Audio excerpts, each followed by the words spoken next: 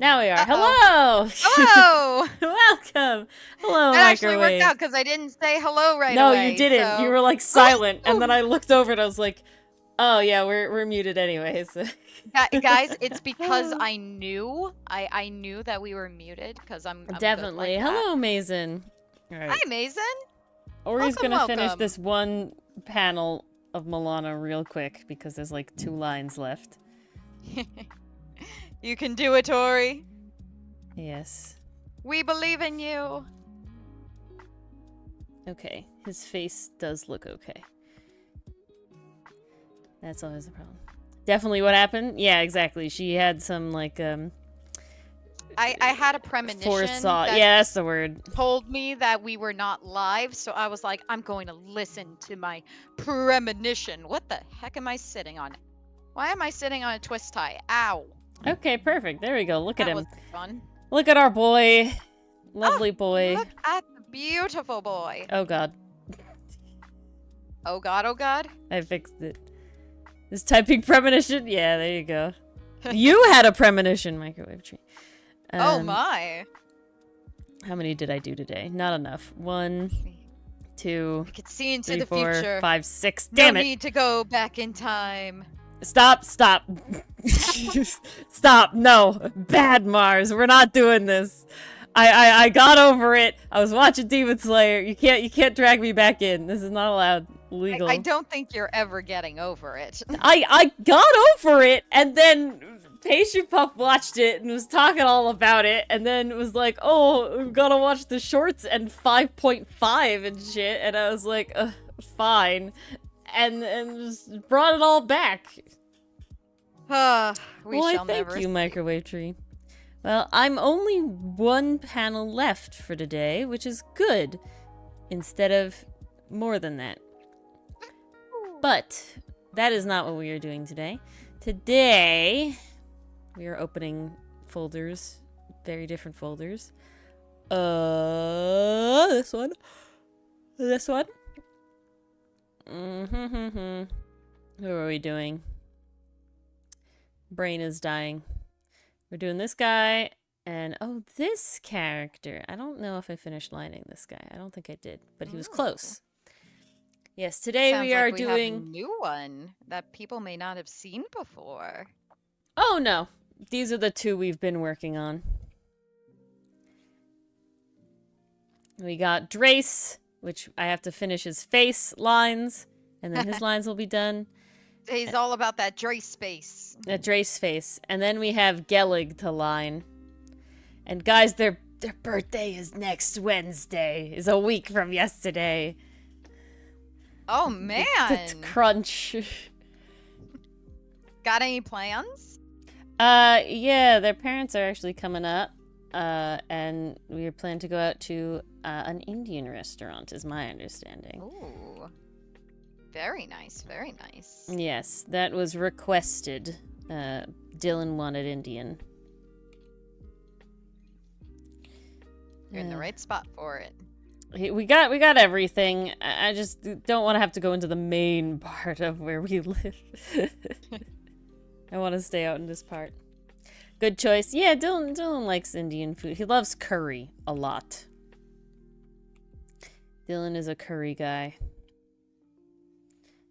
He likes to curry favor. No. He's always searching for the spice, though. Nobody spices it enough for him because he's a very white-looking guy. So they're always a little, wary, even though he's like, no, give me all the spice. And he can handle it. They usually don't give him all the spice, and he's sad. Oh. One time he got... They can't skip him on the spice if it's his birthday. Well, one time he got a good amount of spice from a restaurant, and so we went back, but then whoever was that day didn't do it. Hello, Pastry Puff! Hey, a Pastry Puff! To probably answer your first question, no, Pastry Puff, I have not watched the newest Windbreaker, sadly. However, we have both watched all of the Link Click shorts. Oh my god, they were so And wholesome. Pastry Puff, you are the reason that we have Crunchyroll now. Yes, you are the It's literally reason all I'm your now, fault. officially watching stuff. Yeah, it's literally All your fault. Yeah. You're making us spend money. How dare you? Exactly. But our avatars are free run characters we're gonna cosplay because I saw that and it was great. A screenshot of that. Because once I saw what you set them up as, I was like, fucking yes. Well, I went to like change mine and I immediately saw that they had free run ones and I was like, oh, this is too good. Wait, those were available on the site itself? Yeah. So usually you don't get to at least with like a lot of, to my understanding, you don't usually get to upload your own shit. It is just like characters from stuff. Yeah, like my Disney Plus character is Genie because you just get like they just give you like Disney characters. Netflix has like little like they have like their own set of icon characters that I don't think are from something. And then yeah, so Crunchyroll just had like just a random selection kind of like I guess the big animes that are going on, and you know just little icons. I debated being Himmel, but I was like, nah, it's too good if we're our cosplay people. It's just top tier. Like how could you beat that? Yeah, exactly. But I won't lie, Himmel was right there, and so tempting. It was very tempting. He was looking very handsome. But yes, maybe one day. For those who don't know, ooh, do we guys wanna take a tangent to see our cosplay idea? Yes. Oh, you know I wanna. Oh, you already saw it. I definitely wanna. Yeah, but I wanna re-see it. I have to figure out where I saved it. Ain't that always the hardest part? I found it. So, basically, hold on. Basically, originally we were going to just buy cosplay and just play the characters. However, the site that Mars says is good, they have, like, literally on the site they're like, these are, like, Japanese or, like, Asian sizes or whatever. And I am not Asian sized. Mars is! I am not Asian sized. And so, it was like, To be fair, I don't know if those tops would have worked so great. Well, that's the yeah. Height-wise, Mars is Asian-sized. None of me is Asian-sized, and so it was definitely like, a large would have been pushing it. And so I'm sitting here like, God, I don't want to have to make my whole other like a whole cosplay, right? How do we do it easier? She's teeny in height, and then what was I saying? That's why, okay, side tangent, that's why it sucks that, like, all the really cute fashion is, like, Japanese fashion, because I just can never, ever fucking wear it. Very upsetting. Very disappointing. And they're all small and short, and I don't have that. I'm tall. It's curvy, and it doesn't work. But it already doesn't work with regular clothes. It's a pain. But back on the thing. So I was like, I'm thinking to myself, I'm like, I'm gonna have to make this cosplay if we're going just as the characters. Like, there would be, I know that I'm gonna, like, try to put this on and it's gonna be tight. And, like, I'm, like, thinking, I'm like, how can I alter it? How can I do whatever? It would be rough. And so, Art Fight team reveal just happened! Ooh. Oh, wait, hold on. Or it's going to happen?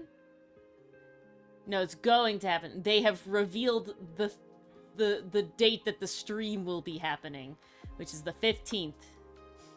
Okay, that's exciting. It looks like from this little teaser that it'll be like Sun and Moon themed. From this little teaser here. But back to it. So I'm trying to think to myself, how do I do this, right? It's not like Fern's cosplay is that difficult, but it is definitely like, you know, a doing. I'd have to have a doing. And, oh, I bet the dub is great, Pastry Puff. I just wanted to watch it as soon as it came out. That was the only problem. And then, so I had the idea. I was like, all right, I have done a lot of designs. I've made aprons, and I've done a lot of designs for what I would call cosplay aprons, where it's like a character, and I make an apron, like I designed an apron, like based on the character. And I thought that was really fun. I was like, this would be perfect. What if we go instead not as default Fern and Freerin. What if we go as baking Fern and Freerin? And so I designed, so basically it means that we wear like a pretty normal to find outfit underneath, and then we like make an apron, and then instead of our wands we have like wooden baking utensils. I have a wooden spatula. It's called a spoonula, actually. It's a spoon spatula. And Mars has a wooden dough hook, because they both fit the vibes really, really well. And we're gonna make them into the wands, and it'll be really fun. But, so, these are the aprons I designed. So this is the Fern one. This is mine. So it's gonna be, I have to wear like either a black long sleeve dress or like a black long sleeve shirt and like a black long skirt. And then it's this white apron. So it has a collar at the top. It kind of has a button at the top. It ties around the waist. This is the wig. We ordered the wig and hair accessory thing. I did. And then this is the spoon. Mine's going to be a spatula more now, but with all this stuff. I definitely got the wig. I got the ears. I got the earrings. I got the wig and the hair piece. That's what I got. And so then this is her front, and then Mars's spoon will actually look different in real life because she got like it's actually a circle, like a donut at the top. But that's her one, and then this will be Mars with the wig, so she has to get like black leggings and then a black and white striped long sleeve shirt. Own, so that's nice. That's easy. And we both have like brown boots or something that we have to wear. Mine might be black. We're gonna be wearing this in the middle of summer, so but it's inside in a church, and it's inside in a hotel. So, like, I'm not concerned that there won't be air conditioning, and it won't be nearly the amount of people that are at the big Comic-Con, at NYC Comic-Con. So I'm actually not particularly worried about the heat, but such is life. And then, and so this apron is the main pieces, and then having, like, the gold trim pieces. And I wanted to add a little more red into it, because it has it, like, on the shoulders here, but you can't see it as well, so I added the little dots here. And then hers comes around the back more than Fern's. That was important to me. And just to make this like shape. And and there it is. And so and then the spoon, which is already a circle. So that'll be cool. And she'll paint it. And Dylan made us little 3D resin printed gems that I'm going to paint. And then we attach with ribbon and stuff. Dylan. And it'll be great. And so, it'll be really fun. Very exciting. Very fun. Very nice. I am so hyped. I have basically accepted that this summer is going to be the summer where I just keep spending money, and I'm okay with that. Martha's getting a job in September so she can spend all the money she wants.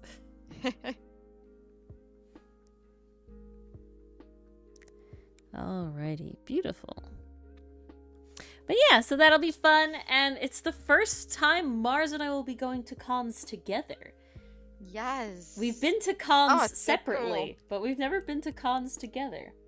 And these are cons that neither of us have ever been to, as well. Yeah, so that's super exciting. And they're smaller ones. Mm-hmm. So it's like, it's much not so smaller crowded. Ones. Like, don't get me wrong, I absolutely loved Anime Boston. 10 out of 10 would definitely go again. But I can also see why a lot of cosplayers do say, like, it's very overwhelming. Like, by the midday point, you just see a lot of people sitting against the wall, like, trying to hydrate, trying to relax, catch their breath. Because it's like, it can be overwhelming. It can definitely be overwhelming. That happens around Easter. And I remember this because... Early. So guys, quick little story time about Sneaky Mars. I really wanted to go to Anime Boston with one of my college friends. And she and I made plans back in November to go to Anime Boston. Now, we knew it was going to be the weekend of Easter. And I was sitting there like, well, crap, like my family's expecting me home for Easter, and I don't know if they're gonna let me travel this far. And the plan was for me to stay with this friend for the weekend, because this was not the kind of thing we could drive back and forth to. But for one, neither of us drove, and two, the bus trip just was not worth it. So At least like 6 hours, ain't it? oh yeah, it's far. It's not around 6 close. hours, I think. This It this might be would a have little been closer, from my but campus, so yeah, it was definitely far. But so essentially what ended up happening when that weekend did roll around, because I had spent the money back in November, I spent it months ago, I knew I was going.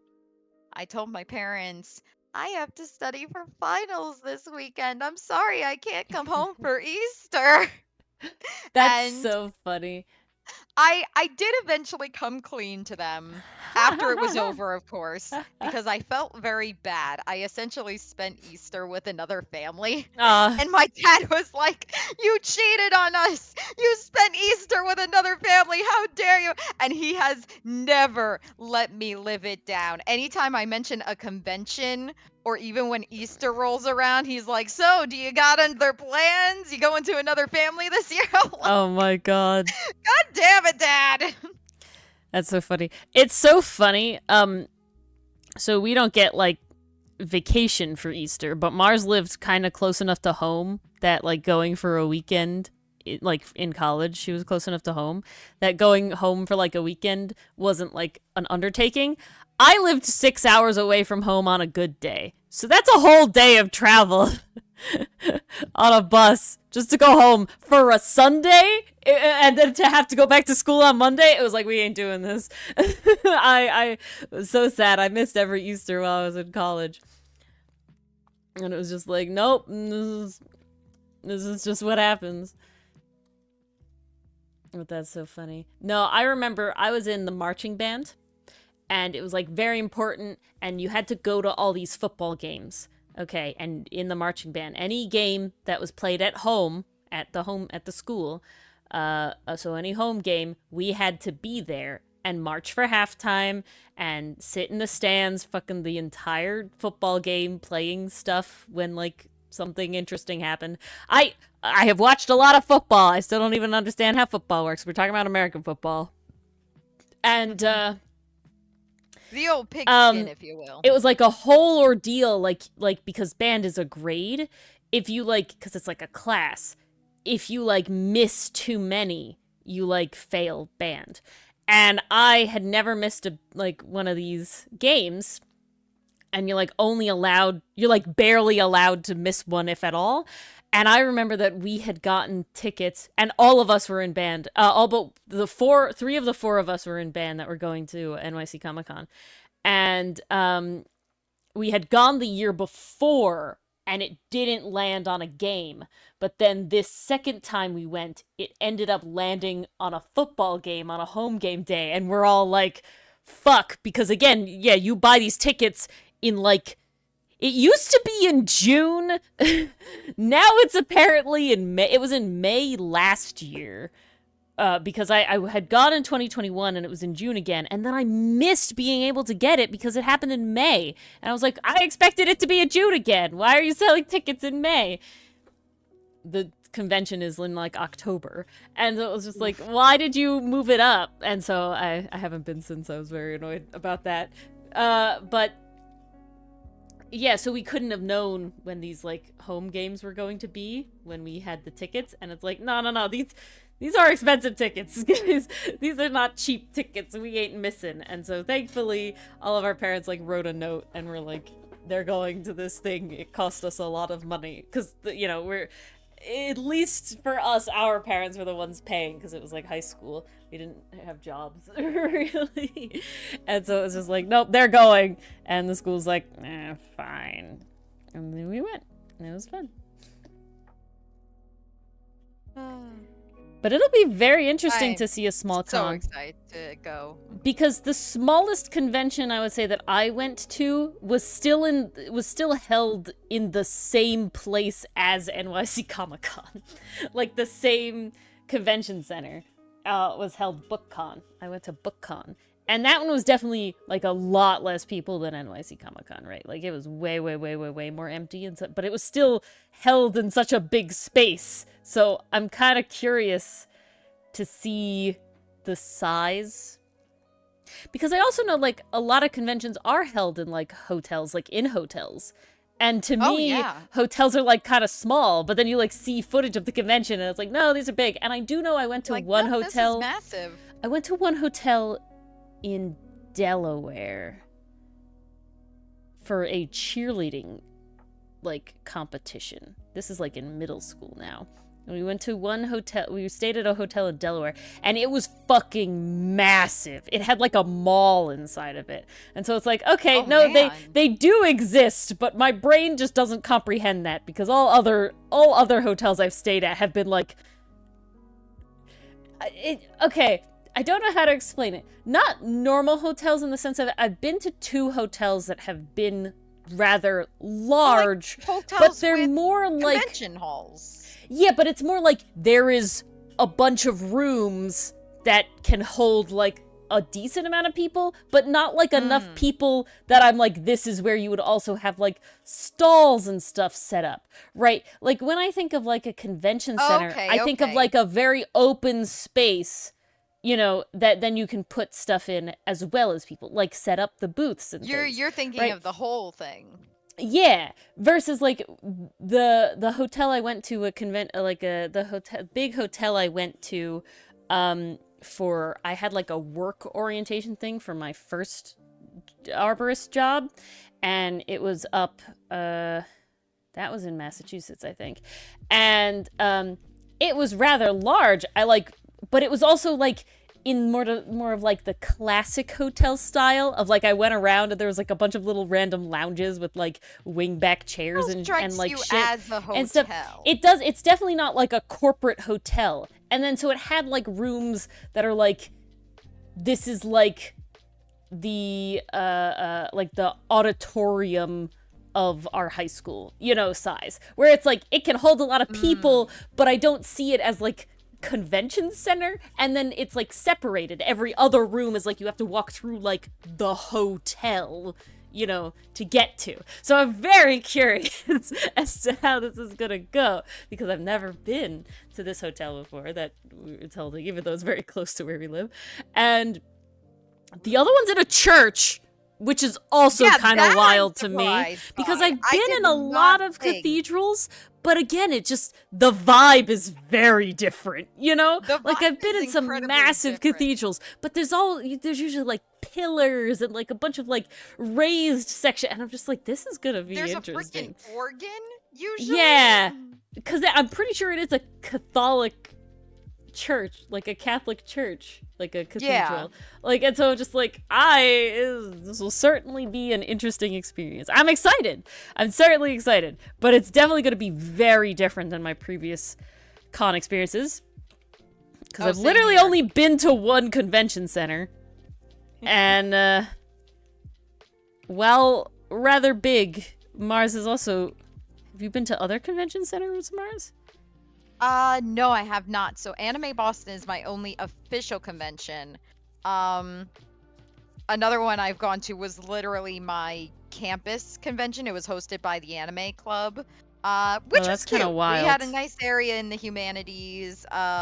People set up their tables, and they were actually selling like merchant stuff because, of course, the Anime Club was full of artists, so they were doing like on-the-fly commissions, which is pretty cool. That's actually how I got my my fan art of Rompo from Bungo Stray Dogs. So that's where he comes from. There was a girl on my campus who was really good at art, and I commissioned her. And that was my first experience with commissions, actually. Oh, snap. And then they also had, like, there was this one girl who was trying to clear out her apartment. So she had some anime merch she was trying to sell, like figurines, some keychains, oh, snap. some, like, little button pins. So like it was small, but for like a first ever experience, because that's what it was very cute. Yeah, I thought it was very well done. Mars and I have had very different convention experiences. My first convention was NYC Comic-Con, and then all continuing conventions were NYC Comic-Con. Campus one. The second one was the big one, Anime Boston. But what's also wild that was is knowing crazy. So like the first 2 times I went to NYC Comic Con, I didn't have to pay because I was in high school, and so it was like this is like a parent gift that we were like allowed to go to, you know, right? And so I didn't know how much they cost, but I like assumed that it was like not a, you know, like concert tickets, right? Like it was in the concert, and it is in the concert ticket realm. It's definitely up there. And so I was like, okay, so when I paid for myself the first time, I was like, yeah, this is what I was expecting, and this is what it is. And so when I found these two, one very close to our respective living locations, which is wild, and 2 really, really fucking cheap compared NYC Comic Con, and I can imagine also Anime Boston being roughly in the same ballpark, right? Where it's just like, wow. The difference is crazy. This is gonna be it's so fun, Mason. And that's why I'm really excited. There's also this, because there's also ones that it's like I was looking around and there was one and it was like, this is like just free comic book day at like a library. And it's like, I know that library, so it's like I've been in this library. It's not our library, Mars. It's one where I used to work, and it was just like I've been in this library, and so it's like that's kind of weird because it's small. It's a small library compared to our library, even the close one, not even the really big one. And so it's just like I don't know how you hold like conventions. So I'm gonna apologize in advance for any chewing noises that come through. I was late to dinner tonight, so now I'm eating on stream. How dare you, Mars? This is blasphemy. Blasphemy. I had work. I got called away to work today. Yeah. And Mars was like, oh, it's gonna be easy. I can work on the script. Nope. Yeah, that so did not happen. That did not happen in the slightest. Yep, such is life. Valiant effort, though. Valiant effort. So my family ordered Chinese while I was out. So I had some wonton soup a little bit earlier, and now I'm eating, what am I eating? Chow mei feng. What is this? Looks down. No, it's like, I gotta double check because there's 2 types of noodles we get. We get the chow mei and we get the lo mei. Yeah. So I gotta like remember which one is which, because gotta be honest, guys, when I was younger, the distinction was here's the white noodles, here's the brown noodles. Yeah. So, and that was all my family called them for the longest time. It isn't until like recently we started using the actual freaking name. Yep. I know. I am ashamed as well. Such is life. When you're a child. Pastry Puff, is that joining the quote book? Yeah, I might have to make its own separate channel so I can just see them easily instead of having them in couch and having to search like Ori and find all the times that you wrote like Ori. I mean, Ori. You've come up with some great ones. Yeah, well, because it's like, if we do merch, I've always wanted to do like, you know, what are our sayings? And obviously I can think of a few, like Midnight Brain is a big one. Midnight Brain is huge. The music stopped. Non-joke crime. Non-joke crime is required. You know, sussy wussy at this point. point. Murder is one of those non-joke crimes. So it's definitely like, ooh, gotta have those good. Speaking of good quotes and Pastry Puff, there will eventually be a trauma outfit fan art. It will be a while from now, but I did subject myself to going into an episode where they were wearing the trauma outfits and get references, because you can't get any references otherwise. I did try to not have to do it, and like scrub through it a little bit, but the internet does not want to give you that. They made it very impossible. Yeah. The internet made it very impossible. But I think we were able to work it out because those outfits reminded Ori of the Nutcracker. Yeah, so and basically winter theme drawings coming up. Last year. We can justify it that way. Basically last year I did like one fan art a month because I never get to draw a lot of fan art and I really wanted to, and I wanted to get more fan art in. And so I like made it like a list and I drew one fan art a month, and I really enjoyed that. But this year has been pretty hectic, and so it's like, oh, how do I get still like I still kind of want to do 12 because I've watched a lot of new shows and I want that stuff. So now I plan. It actually gave me more hope in the end pastry puff. I'll talk about that in a second. But brain died. So I plan to do, the goal is like a 12 days of Christmas fan art thing, and so there's just like 12 fan arts leading up to Christmas that are not necessarily specifically like winter Christmas themed. This one just worked out that they give Nutcracker vibes, and guys, I fucking love the Nutcracker. I fucking collect Nutcrackers because of the Nutcracker ballet. Okay, I fucking Princess Tutu. Yeah, good shit. You know, like Ori enjoys the Nutcracker and Nutcrackers. But how did seeing the season 2 finale gives me hope? Well, I actually I specifically wanted to avoid the scene where okay, back up. Spoilers for Link Click if you haven't seen it yet. You should go watch it. But yes, spoilers, I'll say in the chat when they're over. But I very can't really good. describe it without the thing. And yes, pretty safe, gay. it's all good. Very fun. Good times. And so spoilers start now. You've been warned. So I specifically didn't want to see the hostage handoff bit again. That was going to kill me. So I was like, no. We're going to like when they're fighting in the sewers because like at least we're okay. like they're going at it in the, you know, they're fighting. They're having a good time. And in like sort of scrolling through to find like full body shots of like Lu and Chung, there ends up being the one scene where Chung's already shot and they're like standing up together, Lu and Chung, and Chung is like, Lu, no, like go away, you're still injured, you know, I'll protect you. And Lu's like, says the one with the bullet wound, and then they just kind of silence, they look at glasses, and then they like fix their fucking sleeves and like jackets and get ready to go. And I was like, ooh. They like get ready to brawl. Ooh, yeah, they do. Like together. It's very nice. And I was like, okay, there's no way that a show that fucking does that can rip it away from me, and I'm very optimistic. I have hope. I mean, I do remember watching that scene with you and going, what? Yeah, Literally. literally. It was just so good. Literally us Like, give me pastry that puff. teamwork. Yeah, when he was like, it won't be as tear-jerking as season 1. It's like, I understand what you're saying, but you're wrong, you know? Him saying it's not as tear-jerking, I was watching that last night going, bruh.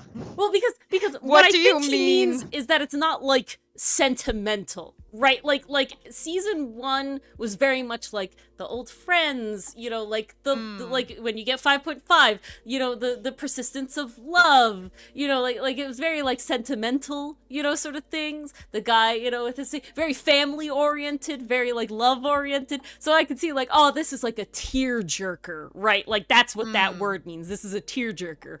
Season 2 is I want to die on the floor in a puddle of my own tears. Like, it's a very different cry vibe. And I think that's what he was going for. I suppose. That's what he meant. But I don't know. To me, tearjerker is kind of interchangeable to the situation.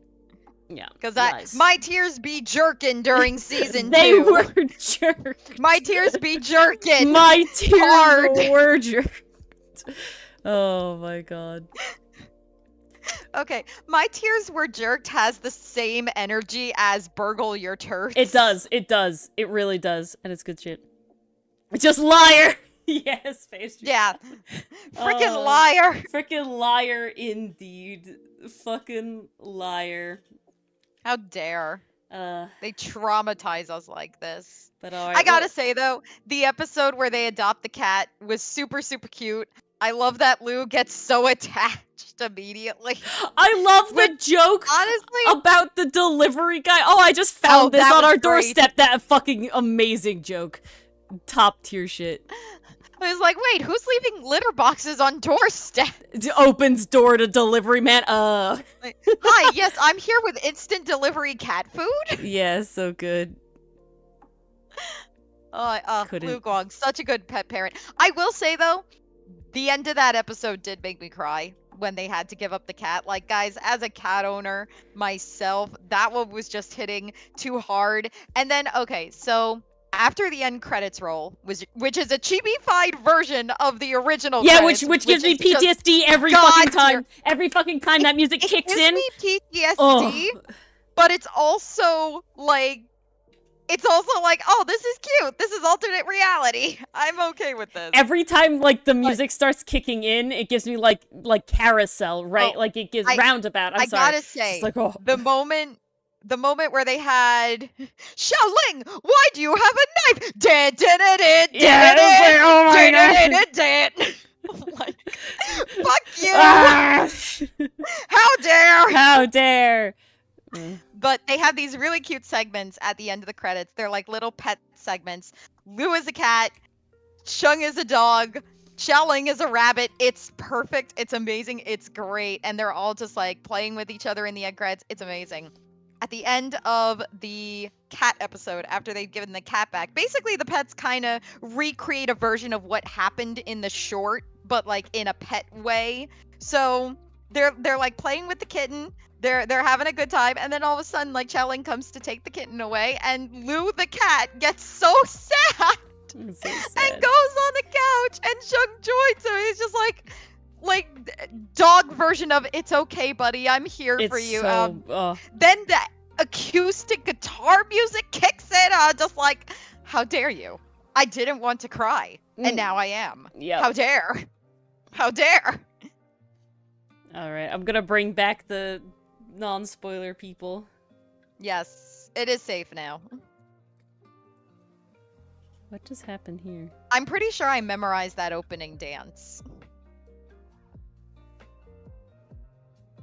What the hell? What the hell? What the hell? I don't know what happened here. I clicked something that I don't want. Okay, I think we're good. Ruh-roh, Raggy. No, we're good. I accidentally touched something on my liquefy tool and made it do something that I didn't want it to do. But I believe I have found the setting and corrected it.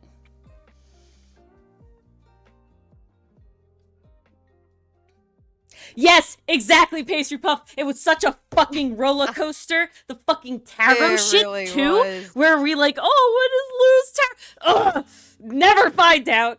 Bitch, I can't. I went in and I was like, I'll have a little healing link click. It'll be nice. Like, they'll just be cute and fun. Some of them were healing. The vast majority were. But then there's definitely a lot of moments where I'm like, one more, and then it rips my heart out. And I was like, all this progress lost. The episode with Xiaoling's grandpa got Yes! Pastry Puff. That was too fucking relatable for me. And I was just like, oh shit. Here come the waterworks. No, the fucking the mooncake mom episode also got and then Chug's like, are all moms like that? Pain, stabbed, dead. Ugh. Like, really? In front of my salad? In front of my fucking salad. All right, that one hurt.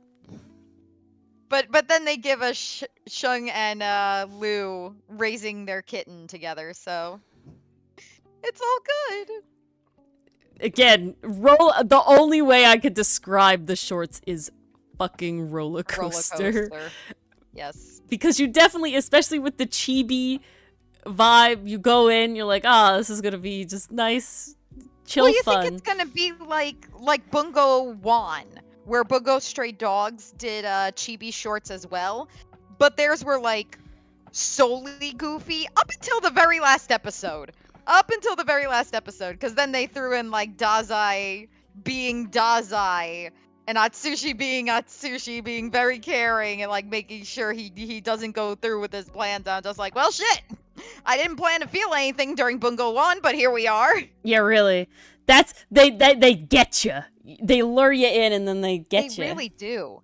The freaking bait and switch. Yes. Oh, so good. I love the one where we learn where we get. How much of a dork Lu is. Like, this is the Lou personality I needed. Yeah, we needed to get more Lou personality, so it was great. But Pastry Puff, so in the show, they constantly, multiple times, bring up that picture of Lou sleeping, and every time I'm like, how did y'all get that picture? Like, why is this the picture we have of Lou? When did y'all take this? What is happening? This is a very specific picture. And then to see in the shorts how we get that picture and the other two pictures, I'm like, oh my god, this is too perfect. It was so good. Oh, I found that short. I had that short. I was like, this is the best. That's probably one of my favorites. I love I love how they did it. So good. Yeah, that was very healing. Yeah, that one was really good. Even though they got me with a couple episodes, I still stand by that. That was healing. No wonder they didn't do it after season 2. Yeah, right. Well, who do you do it with? Stop.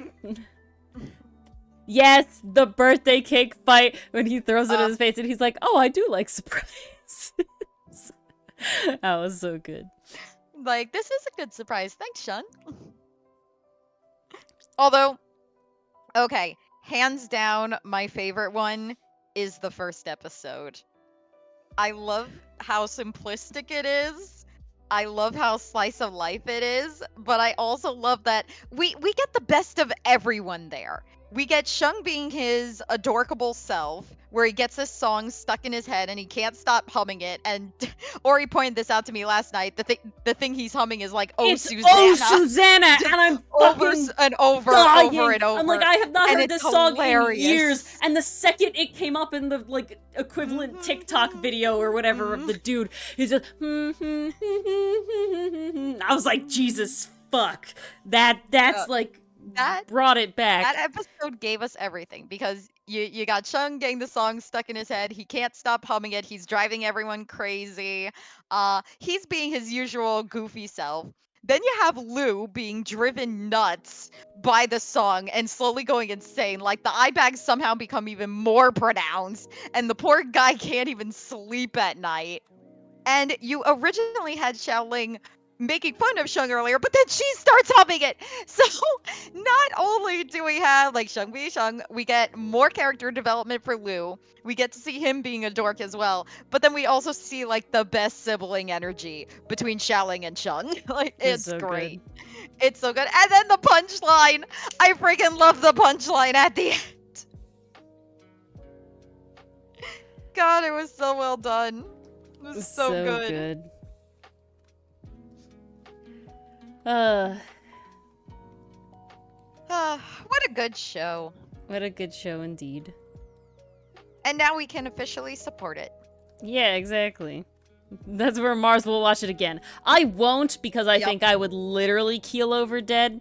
I'm like trying very hard not to think about it, and now YouTube keeps bringing it up on my like feed. It's like, you want to watch this link, click and it's like I do, but no, I can't. I can't think about it anymore. Nah, I'm gonna have to rewatch for research purposes. I want to write a link click fanfic in the worst way.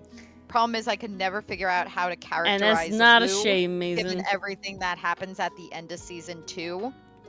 But now that I have the shorts to work off of and they're canon, oh, the possibilities just opened up. Yeah, it was so nice to get more Lou. Yeah, really, I can't with the last episode. We don't talk about the last episode. God, the fact that Lou asked about basically himself, so good.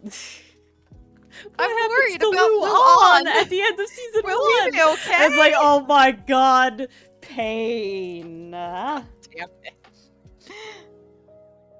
Like, Lu Guang, I see you, show. I see you.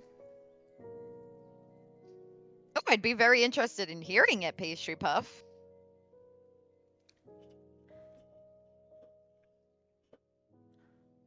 Oh, we're gonna have a little in fanfic hell. A little side tangent here. Oh. I'm in a I'm in an art Discord server, and they do like semi-weekly art prompts. By that I mean like sometimes someone puts a little art prompt in the art prompt channel, but it's not very often. And this week's was like an animal using a regular household object as like a shell, and I was like, okay, that's cute. We can work with that. So behold, tea snail.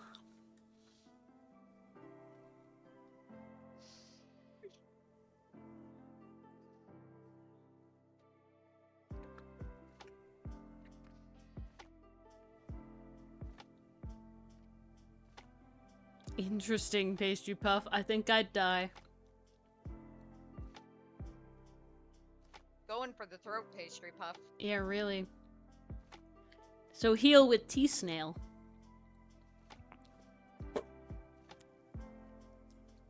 Alrighty. That's a very, very nice tea snail. It was a cutie. Alright, I think Drace is set. Yeah. Ah, look at him. Always flip your canvas, people. It's hard to... You can't really do it... There is technically a way, but you can't really do it traditionally. But if you're drawing digitally, flip your canvases. It's important. It's important. It's helpful. It's worth it. It really, really helps with getting it to look right. And you must do it. Now we go on to... Oh god, this one's gonna be kind of painful. Uh-oh. There's just a lot. I didn't make his wings out, though, so it won't be that bad.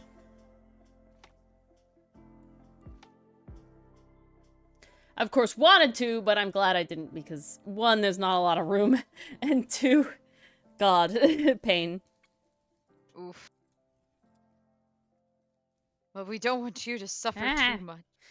You ever have that, like, either, like, your hair is falling off and tickling you, or just your skin just decides to make, like, a feeling? Way too often. And it's like, bug! And it's like, nope, it's just your body literally deciding to give you a feeling. And it's like, why? Why have we done this? Like, why did you betray me by... I was so mad yesterday. I came into my bedroom, and I'm chilling, I'm hanging out, I'm having a good time. It's been a long day, so I'm tired. And all of a sudden I hear a buzzing. I'm like, what the fuck is that? Is it a beetle? Is it a... What is it? I get up and I start looking around. I'm not seeing anything. I look over by my night table.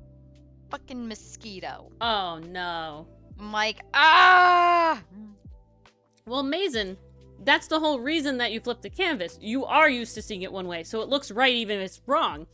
Flipping the canvas then allows you to fix it and flip it back, and you keep flipping until it does look right both ways. And then it's actually right. That's why you flip the canvas. Oh, that's interesting. Yeah, basically, your brain literally just gets used to seeing your art from the one direction. That you sort of gloss over imperfections and mistakes. And so flipping the canvas is a way to sort of help with sort of refreshing your brain, basically. Oh, I see. Because, you know, a character should look correct on either side. Now, it might not be 100% correct, like, you know, Hotson's shaved head side is, you know, would be on the wrong side when you flip him. But his face should still look like a face and not wildly weird. That's funny how it can look right a certain way, but then when you flip it, it looks completely wrong. Yep. Well, if you do a good job, it's never completely wrong. So the better at, like, art you are, you know, just, like, having the fundamentals down, the less corrections you have to make. But it's, like, a common joke in the art community that's like, shit, I forgot to flip my canvas, flip, and then they, you know, they insert, like, a completely different image that they drew in, like, 30 seconds or something, and it's like, ah! No! Pain! Yeah. But, I mean, that's the other reason, like, sometimes if your art isn't working, they tell you to walk away. Because what's wild is that the other thing can happen. Your art can look just entirely wrong to you no matter what you do, and you have to walk away to let your brain sort of reset itself, and then you come back and it looks good. But, unfortunately, the opposite can happen because of the flip thing that I talked about before, where you come back and you hate it.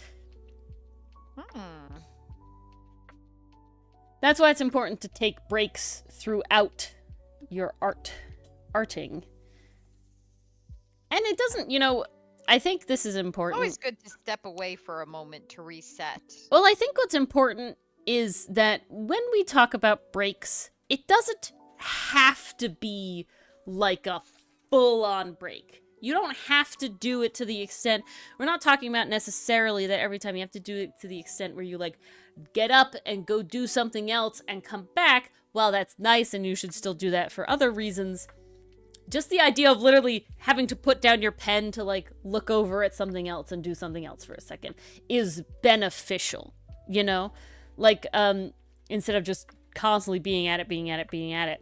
And that's just, you know, a little thing I like to say, because definitely when I first started doing art and they're like, take so many breaks. And it's like, God, how do I take this many breaks? Now I'm not getting anything done. Yeah, basically. But it's like, no, you know, just anything to sort of refresh your brain, you know, hit the refresh button is beneficial.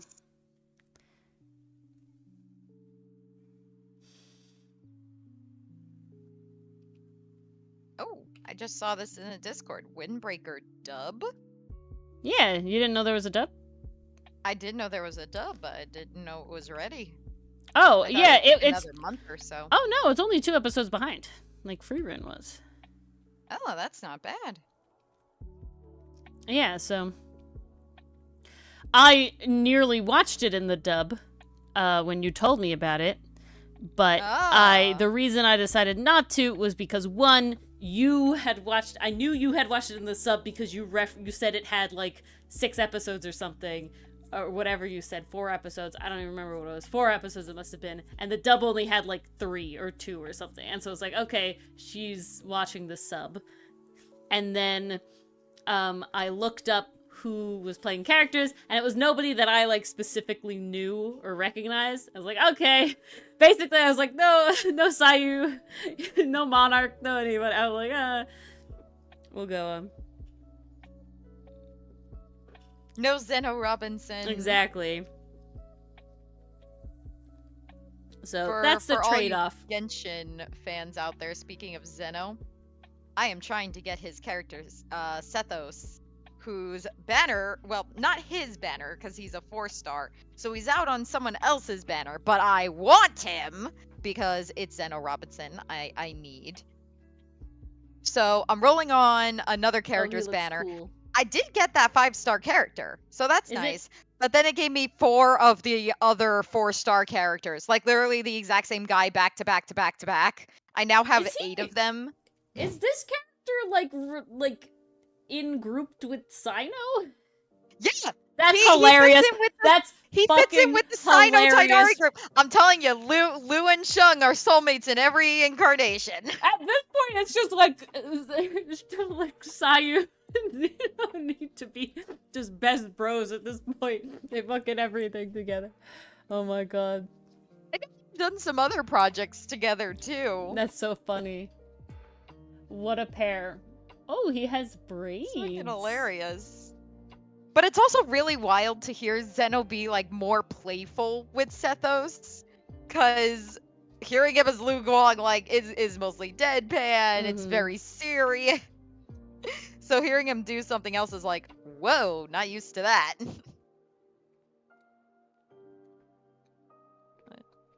I'm trying to get him and he won't come home. Yeah, tis rough. I also started Demon Slayer Season 4. And Mars? Yes! Oh, tell me what you thought! So while you are correct that it is 99% just fun, good fun times, I gotta say... I'm sorry about Q's backstory. I mean, again, it wasn't... while I didn't clock it as hard as it sounds like you clocked it. It was definitely like he was under that sensei too. You know, like Yeah. he had to be somehow related to that stuff. You know, we already knew. So that didn't really do. No, I'm worried about what's gonna happen the rest of the season, Mars, with the thing they've set up twice now. Thing. Number 4. Oh, episode 4? No. Have you forgotten about the Oh, eyeballs? I've seen the eyeballs. Yeah. I saw it, I think, at the end of episode 3. I've only watched up till episode 3. Oh, well, it is in episode 3. But there's also one in, like, episode 1 or 2. We see the eyeball briefly with Tengen in that area. And then we see a lot of them.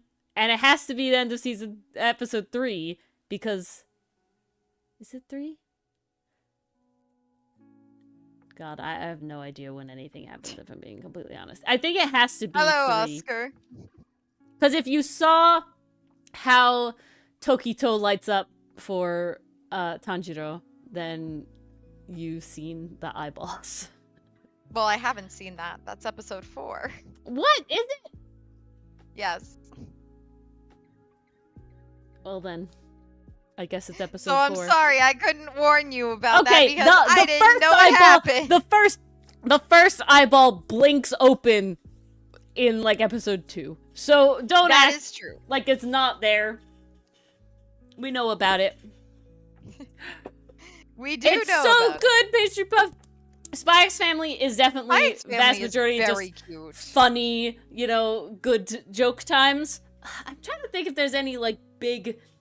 I will say it gets like you feel like pride and determination a lot of times, because I will say like Lloyd and God, I'm fucking blanking. Thank you. They both have their moments of, like, conviction, I guess, is the word I would look for, and it feels really good. But I can't think of any, like, ooh, there is one episode with a little bit of angst, but it's all good in the end. It's all just an enjoyable time. Isn't that movie out? I think so. Well, we have Crunchyroll now. What was it called? Code White? Code White, yeah. And apparently it's gonna end soon. There's, like, one more season or something. Yeah, that's hilarious. Yuri's a funny thing. Yuri needs a hobby. Yeah.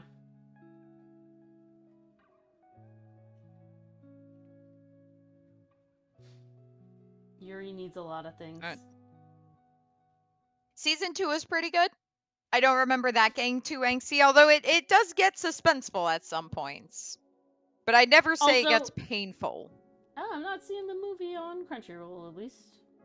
Oh, damn. So maybe it's not out yet? I Well. think it not just left theaters, Yeah. but that was like a month ago, so maybe it's taking see. a while. I really love... I think it happens in episode 1. It's episode 1 or 2. I love how Lloyd and Yor get together. That whole scene with the car chase and then the grenade is the... Oh, it's so good. So good. That was hysterical. I love that scene so much. The framing is just great. Did you see the Bondman episode? I think that's before episode 8 too. Oh, yeah, season 2 has the tennis tournament. That's some good shit. Oh, that was fun.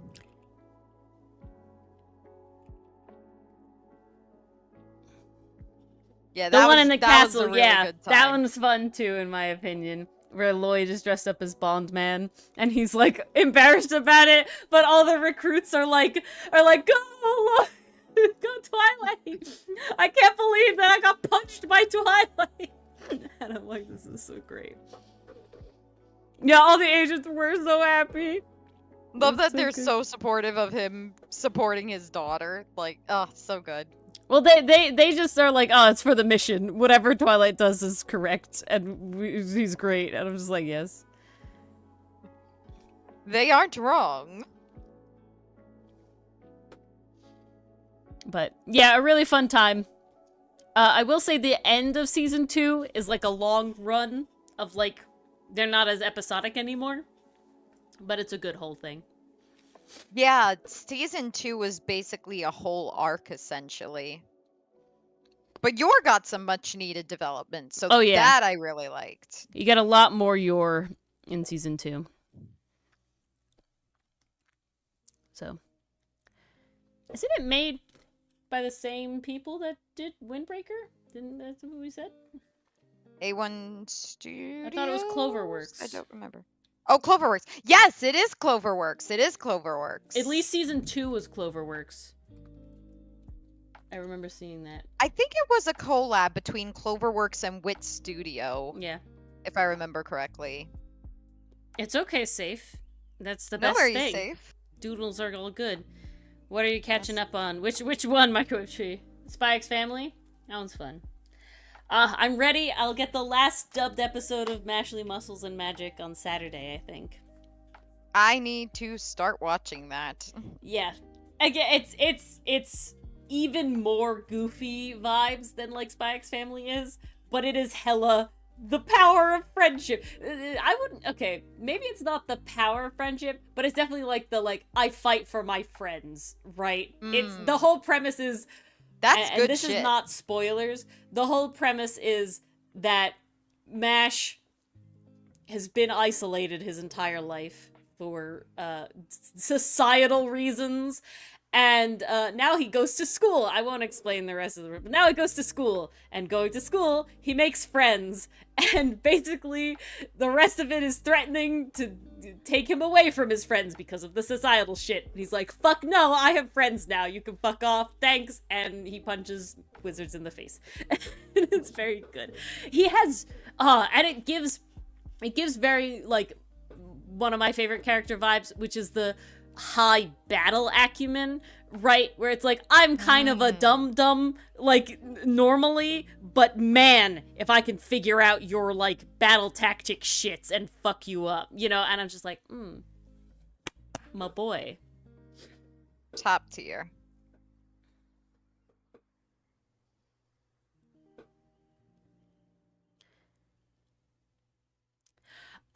So I don't think you'll be unhappy, Pastry Puff. I think that all their interactions are really funny. I do know the internet ships them, but in my opinion, I don't think that the show ships them.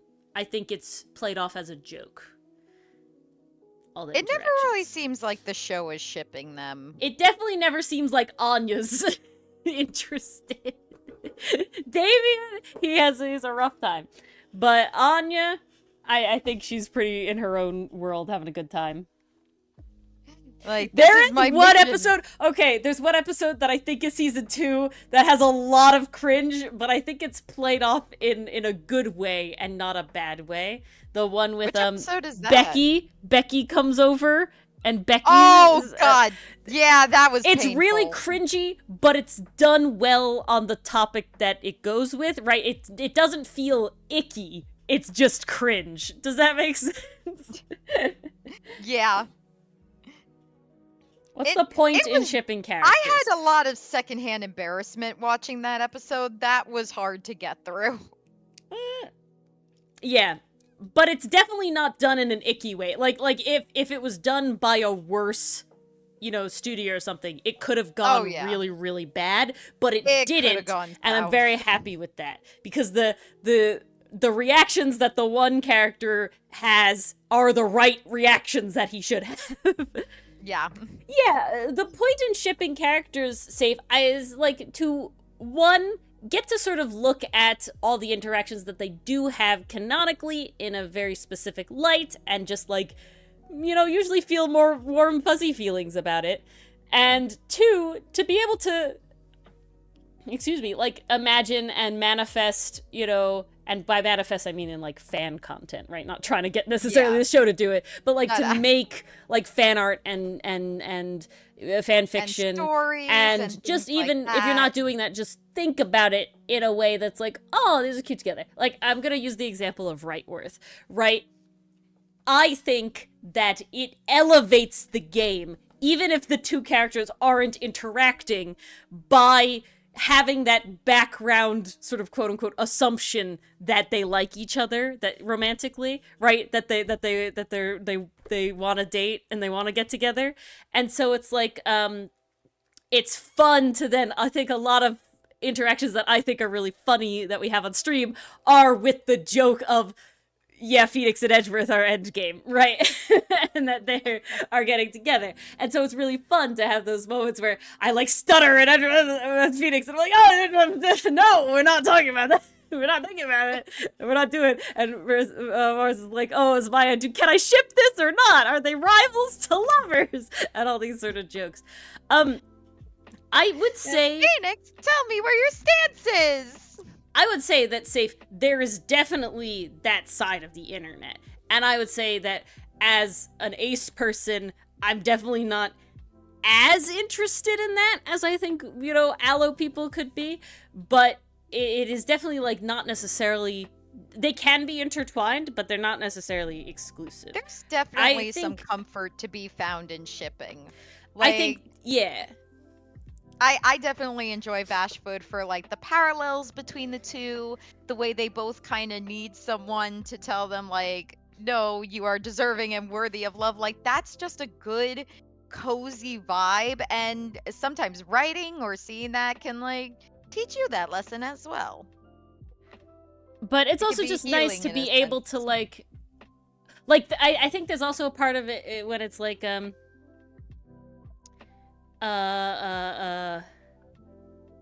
know, getting to see the characters interact away. Pastry Puff, if you're talking about Choji and Togame, I've shipped them from the beginning. They're so good. I need it. That I ship really hard. Choji and Togame. Choji and Togame, yes, definitely. I also, you know, when Nire caught Sakura after his fight was also like, oh, okay. There was a little in this one too, where I was like, huh? Like, I could see it. I could see people shipping that in Nire and Sakura. I could see that. I could see that ship existing. I mean, that one kind of works, because it's essentially like, you got the guy who wants to fight all the time and is still learning social cues, and then you got the guy who's terrified of fights and has to talk him down all the time. Like, they balance each other out. They do balance it. But there was definitely, I can't exactly recall the exact moment, but I do know there was a moment in the most recent episode when I was like, ooh, Nire, I could see people shipping you with Sakura right now. Like, I could see that. I could see that being okay, now I want to watch episode 10 even more. I gotta know what other character, Pastry Puff. You gotta tell us. You can't leave us in the dark like this. I don't think that's spoilers to be like, is this character... Oh, you don't know his... Oh. Hotsun and Lizard Man. Milano. Yes. Yes, we ship that very hard, Safe. Oh, Hotsun and Milano. Absolutely. I ship that. Here, let's look at Hotsun and Milano ship art. Oh my From God. me. Is it fan art? I call it fan art because it's not canon. And I feel like that's the easiest way to do it. This tarot card is never getting done. It's going. We're having a good time. I'm here to vibe. Such is life. Or am I doing it? AUs? This one is good. Oh god, the art is so old. Who is this other character? Oh no, I can't show this one. If I show that one, well, it's not good. Okay. Where's this other one? That makes it sound way worse than it is. It's not bad. It's not for the reasons you guys are envisioning. No, it's more like a spoiler reason that I'm worried is we're too into it now. Where people are gonna be like, oh, nope. I ain't doing that one. Ori, send me the ship art privately, because I'm trying to remember which one you're talking about. Okay. I think I know which one has the spoiler in it, but I gotta know. It's like a spoiler for theorists. Does Sakura like Togame? Oh, I wasn't ready for that. Oh, I could see why you have that. Fix my words because Twitter is listening. I don't know what words I said. Why I can think I it was the literally- words, I can't show this because, Oh, and yeah. that was before you went into spoiler reasons. Where is my... Okay, I really want to find this thing, but it's not where I want it to be, apparently. Let's search. There it is. Have this one. There you are. This is old. So old. My art is so old. Oh man. Such a ship. It's still very good though. I think that's the main ship one that I have. Otherwise, they're just most of it's like Kofi stuff.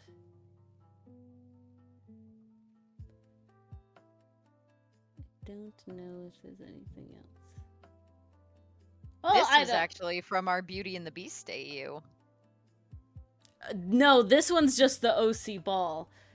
Oh, was it? Yeah, I'll send you the Beauty and the Beast AU one. Oh, but that's the one with the hint, hint, nudge, nudge. So yeah.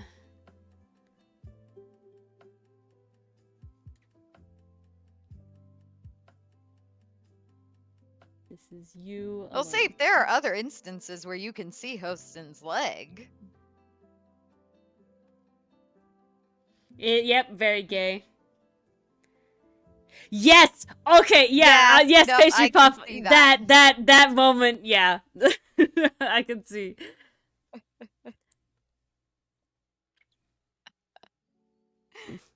All the you guys are like the seagulls from Finding Nemo, but instead it's of mine, it's just gay, gay, gay. Okay. Just in time for Pride Month. I literally don't think I have any other explicit ship art that is not Kofi related. Oh damn. I'll show the Pocky one because that one was like an extra thing that I did, and it's been nearly a year, if not more, now. The Pocky one is super adorable. It's a little comic, so I'm gonna open it a different way. Let's see if this looks...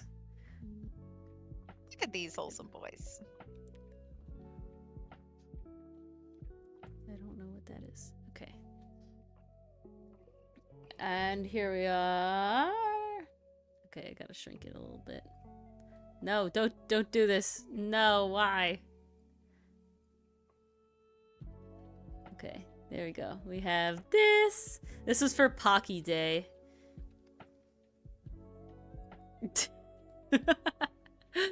Nice, Mason. And then they don't. Wow, this is only from last year. Wild. And we have Dang. the aftermath. So cute. This is guys, this is the first time I've ever drawn a kiss. Ever. Ori's pretty good at them. Literally ever. So far, it's the only one I've drawn so far still. Because the other one is like a... What's the word? Indirect kiss. Oh, yeah. But very gay. Thank you, Microwave. Okay, it's really, really funny. Back in my Tumblr, like my main days of Tumblr, so this is a amount of years that I'm going to regret saying, but like 8 years ago at this point. Oh, jeez. Why? Yeah. Ooh, I know that. Ooh. Stop. Illegal. But I remembered following this artist and having them, you know, they drew a lot of ship art. A lot of my stuff was like Clance ship art, and so they drew Clance ship art, and then they had a very iconic style, and I remembered them like making like a how to draw like kiss, you know, like a kiss sort of like like reference thing. And so when I was going to draw this Jose Milano kiss, I was like all right, I'm gonna look how to reference, and I found their reference again. I was like, yes, I know this one's good. No way. Yeah, and I was like, ooh, nice. That's beautiful. It lasted. It stood the test of time. Amazing. Yeah. So it's still out there.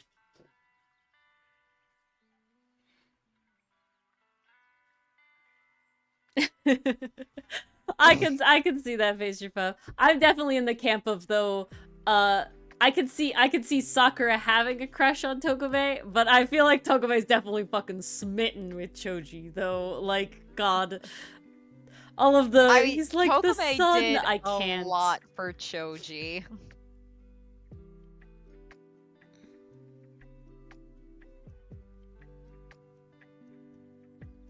And I'll let you guys know. Did you make Hollow Knight but goes taller? tonight. That's a vibe. What did I say? Okay.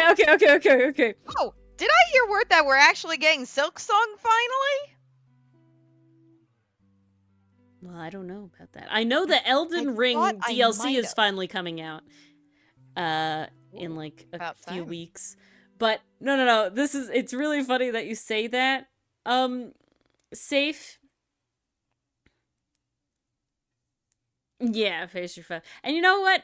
It works. I find that the whole show is Sakura like figuring himself out. So honestly, would be in line, you know? If this is like a coming of I mean, you know, if we want to make a plotline about self-discovery, we totally can. Yeah, exactly. I would want it to be with Nire though, just saying. Well, he can have the moment of like, fuck, Togame is hot. Wait, what? I think guys are hot. Hold on, you know, you can start there. That's true. He's got to start somewhere, and Togame is nice to look at. Yeah,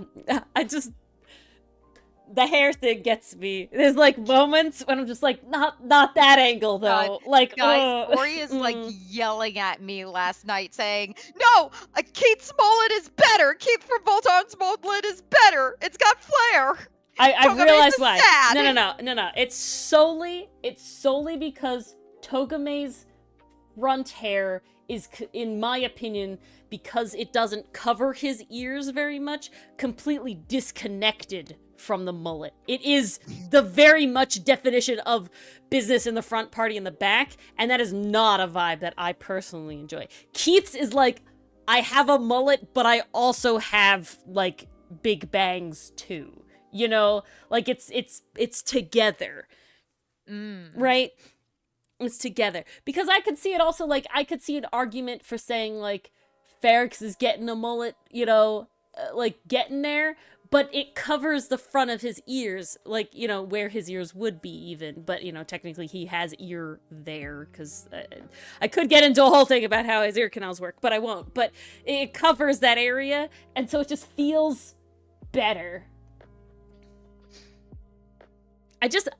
I need it to be a little more messy, a little more shaggy. That's it. It's too neat in a weird way.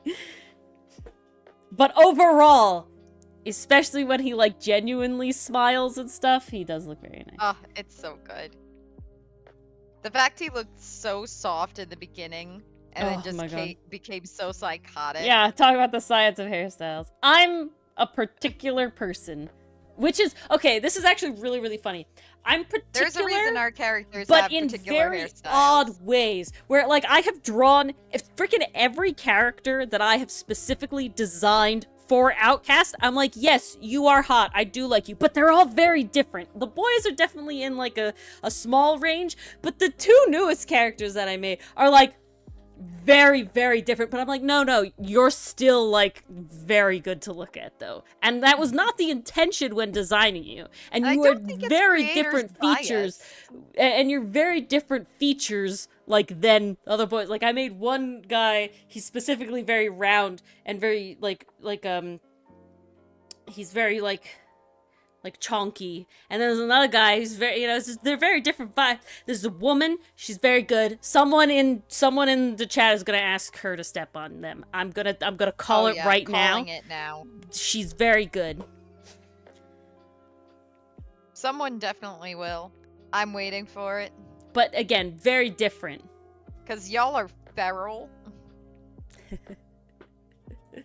Honestly, I could see it being Mazen. Mazen and Sarah. they're gonna be like, oh, step on me. She's very nice looking, but she has very, very different, like, features than any of the other characters I've made, so it's just very interesting. So I'm definitely specific, but in a general way. don't know how to explain it. I think nearly every hairstyle could be made good, but I don't think that every version of that hairstyle is good. You heard your name, Mason, and tuned back in. Mason, I designed a character who's a woman in Outcast, and I think that you and Sarah are gonna be like, step on me. She's basically Dommy Mommy. Yeah, she is. We have 2 Dommy Mommy characters.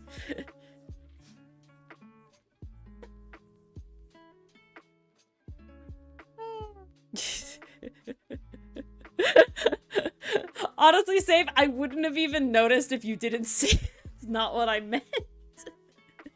I definitely didn't pick up on it. I think my brain just autocorrects things in my head for me if I read them out of place. It must come from reading fanfiction so much. Because some of those typos, man, they be rough. See, see, Mason? I fucking clocked it. Clocked. Called out. Read the hard reads.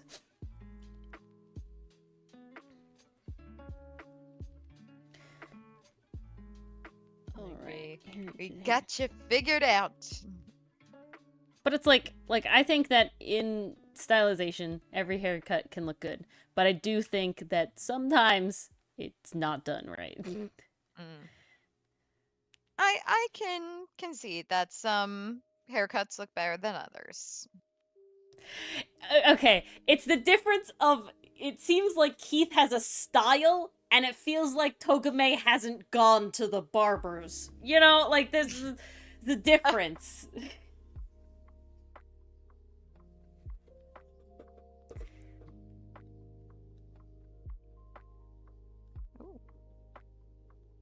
An important difference. Oh my god. So Mars, I'll probably show you tomorrow or whenever I finish it, because I didn't finish the page yet, but I was working on Milano's port outfit idea. And he just, you know, he wanted to be in a specific pose that I'm like, well, damn, all right. This is okay. This is not what I set out to draw, but okay. Milano, thank you. I mean, if he wants to be in that pose, who are we to tell him otherwise? Yeah, but I'm just kind of drawing it, and I was like, this doesn't feel like I should be drawing. I was like, oh my god, Milano, thank you. You ever, like, get in the zone, and then you kind of look up, and you, like, see what you've done, and you're like, oh, well then. This is not my intention, but who am I? I may have had that happen once or twice. Maybe 10 times. Yeah. I love Togame! The hairstyle was better when it was braided. I'm sorry. He's just nearly there. It's not quite.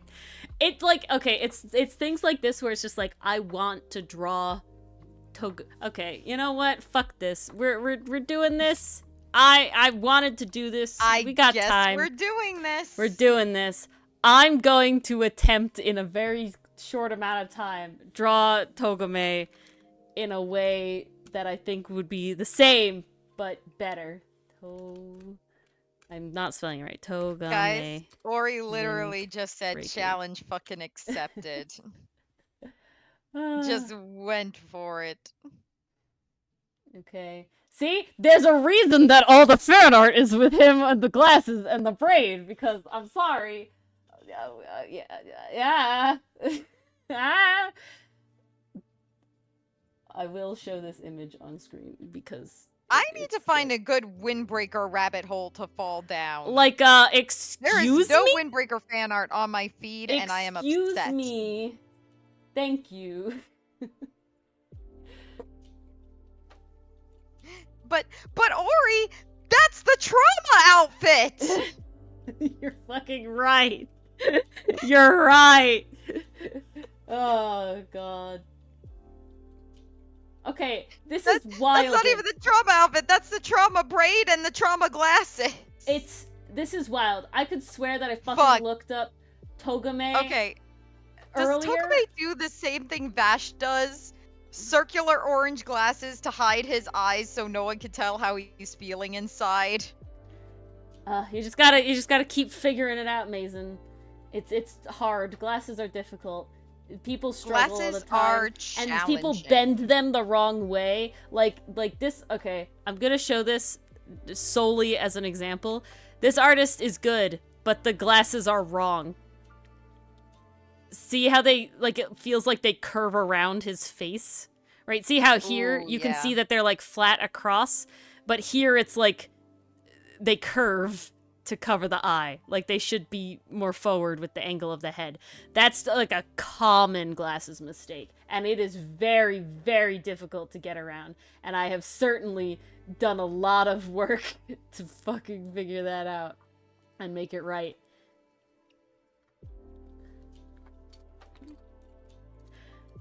I swear I looked up Tokome earlier, and like all of them were art. hair It's down, practice. and now none of them are hair down. The internet's What trying the to make a fuck? liar out of you. It is!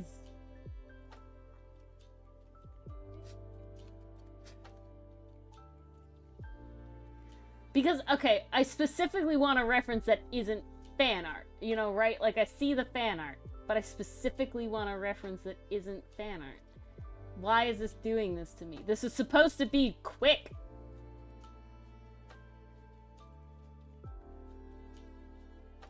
Supposed to be short.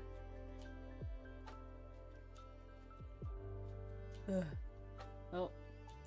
You have hair down.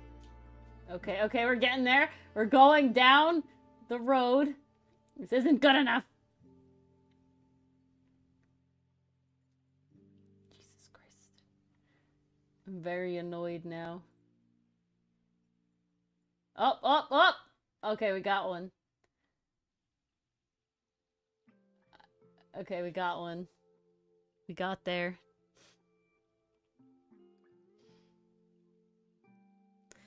There he is. We got one. Alright. Now we have to do how would I... Okay, I'm gonna warn, though. I'm usually not good the first time at fully capturing a character's likeness. I've struggled with Leos a lot before I feel like I'm like, I could draw Leos. Vash, too. Oh my god, the first Vashes I drew were very different than the last Vashes I drew. Which, the last Vashes I drew, top tier. The first Vashes I drew... Last Vashes are beautiful. Not, like, they're Vash, but they're not it. So, they're warning. Not Vash, they're Vosh. Yeah. Discount Vash. So this is just a disclaimer. Some characters it's easier than others. I don't know what it is. Like, I didn't find a really issue with Reagan Arataka. He came to pretty well, which is funny because he's kind of like out of the art style.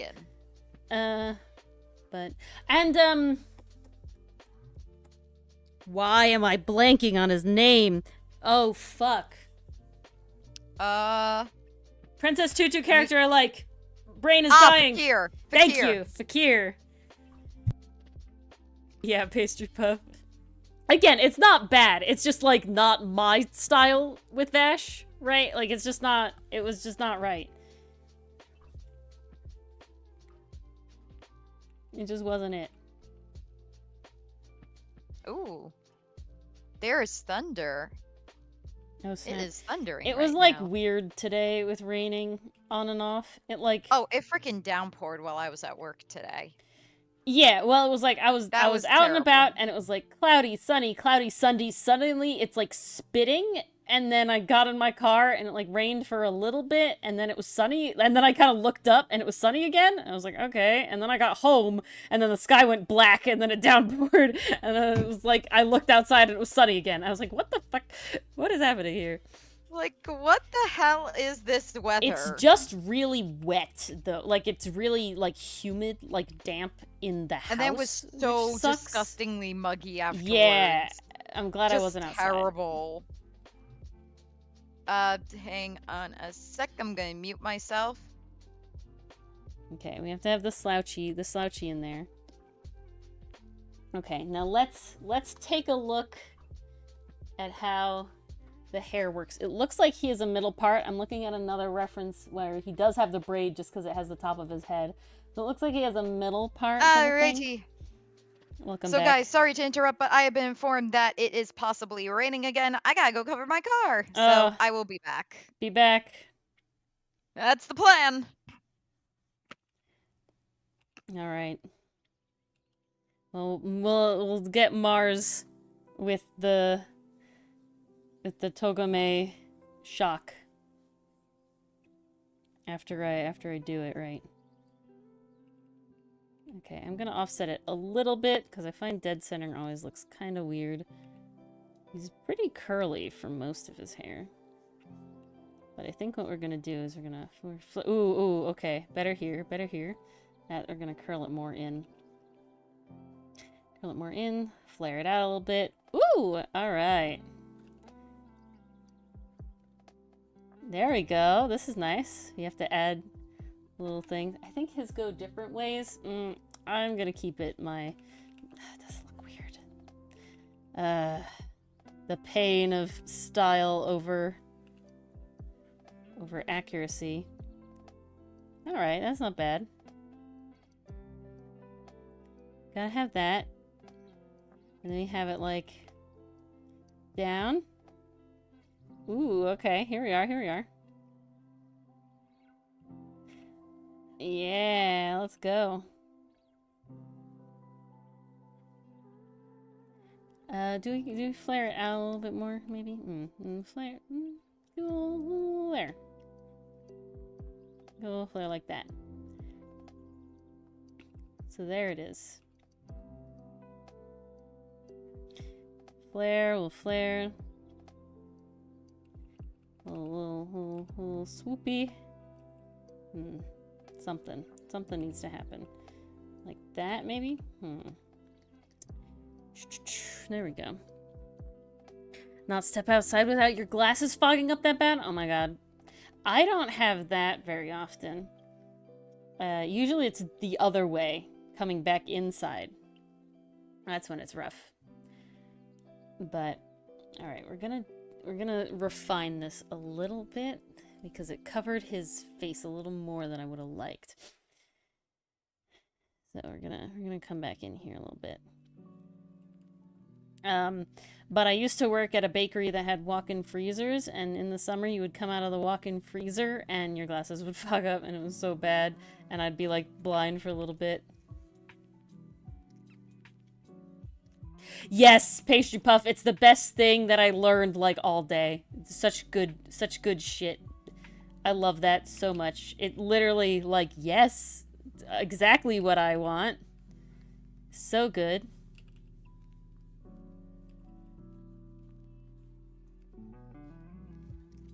Such good stuff. We got the animals on the trees. And you know what? Fucking vibe.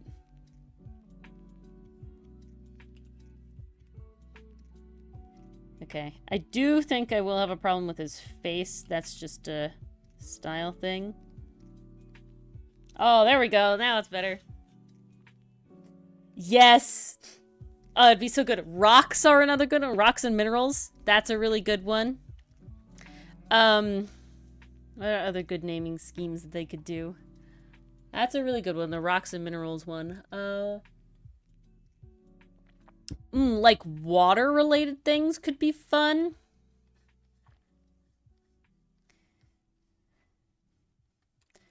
Okay, he has a little bit of like this going on. So we'll add that in because that's how I draw Milano. Milano's hair. So Okay, I am back. All right. I did not think I'd have to do that twice in a single day, and yet here we are. And yet here we are. Ugh. Love running out in the middle of a rainstorm to cover my car. Brilliant feeling. Love getting soaked. It was named after a monkey. Oh, look, there you go. Oh, who was? The kid that Togame beat the shit out of in his introduction. Oh, boy. The guy that was chasing the The nameless kid that started it all. Well, he's not nameless, I'm apparently. sure he's not nameless, but I definitely don't remember his name. Oh, I mean, who would? Barely said. He is kid that Togame beats up. That is how he is credited.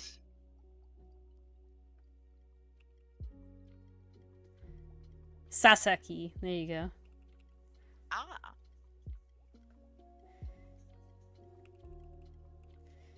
But yes, the trees, so good. Exactly what I needed in my life. Like, I knew Sakura, right? Like, because I know what Sakura is. But I just kind of accepted that he was special. I mean, Sakura's was definitely on the nose. Well, that's one, like, I feel like everybody knows, or most people know. You would be hard-pressed to find someone who doesn't know. Ume, I should have At known. this point. Ume, I should have known, but because I call him Hajime all the time, I never even thought about it. And you know, Umemiya. So his name is Tree Gets Started. His name is Plum Get Started. But I knew Plum. Ume when you said it, and then I listened to Choji say Ume-chan in today's episode. I was like, oh, idiot. Ori's idiot. Should have known that one. The other one's no idea, though. Ori was just so taken by his incredible first name. It's so good. It's so good. I love the first name. Honestly, this is a anime manga that I kind of want to keep reading, even once Oh, the snap. season 1 ends. And so far, I've only done that with Frieren, so... Yeah, you did Dungeon Meshi before it was cool. Yeah, exactly. So I couldn't exactly. The only manga continue I ever Dungeon Meshi tried... 'cause I was already totally caught up. In July it ends! It comes out in July! And it's over! I know. I'm not okay. I'm not okay as well. Sad times. Sad times. Yeah, me too, Paishapo. I really do. I mean, if they're dubbing it so soon, I feel like they have high hopes for It's it. pretty popular. I think people really like it, and they're going to get a season 2. Because I will say, when a show is dubbed immediately, I find that means that they're, like, pretty high hopes for it, you know? Yeah. If it... Like, I'm surprised that to learn that the Mashley Muscles and Magic is not dubbed immediately. It came out significantly later. Yeah, I thought that one was pretty popular. Yeah, but it came out significantly the later. song was freaking everywhere. Well, that's the second season's opening song, so I think the first season wasn't nearly as nuts, you know, for hype-wise. So maybe it didn't really pick up until and then so the they second still did season. season 2, and then everyone fucking backed the, like, song, and it kind of blew up. Because I think now everybody at least knows about it, you know, can recognize Well, everyone MASH. knows about it, and the effect is, oh, I want to see the show that the Bring Brang Bring song is from. Yeah. Okay. I was putting it off, but it's time for the eyes. It's Hello, eyes Roval. time. I was given a challenge accepted, and now we're... Okay, this is gonna be tough. I also... Okay, something I always think Ori about... is going ham tonight. But, yes, bitches. My name is... What? My name is... Who? My name is... The kid took me beat the shit out of. But... my brain died. Yeah, I got made a bet. I didn't get made a bet. I just... We went off. I can't fix... Gavin. We're not calling him his name. Nobody said to Ori, I bet you can't make Togame's mullet better. And even though no one said that, Ori still said, watch me. Yeah, exactly. I can't fix Gavin, unfortunately, with art. I can fix Togame. Because it's not very hard, okay? He's good. Can't fix Gavin with Besides art. this one thing. To be fair, I don't think Gavin needs to be fixed Oh with no! art. His style is great! It just pisses me off. His name. I can't do it. Okay. So much pain. Oh, that's what I was gonna say. I think about this every time we see Togome, especially from side profile, because I think it's very cool and very neat. And that is the fact that he has a very specific nose that I hadn't really seen in anime until actually Mr. Villain's Day Off, because he has the same nose, like the very downward pointing nose. Like it's not very sloped up like classic anime, very pointy noses. And that is like really cool to me. Togome has Choji to help with that. Well, now he does. They're both going through their healing arc together, so yeah, they both need therapy, and then they can also be cute together. Yes, specifically his hair. AO3 to see if anyone else thinks the same. There's no way. There's no way that nobody else ships him. I'm checking. I wanna know. Where are the relationship tags? The way that they're so tied together in their backstory. The way Toguma's like, we got 8 Togome and Choji fics. Only 8. But that's still pretty decent for a new show. It is still pretty decent for a new show.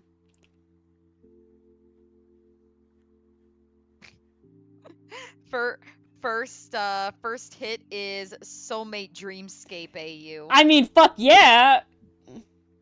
That just makes too much sense.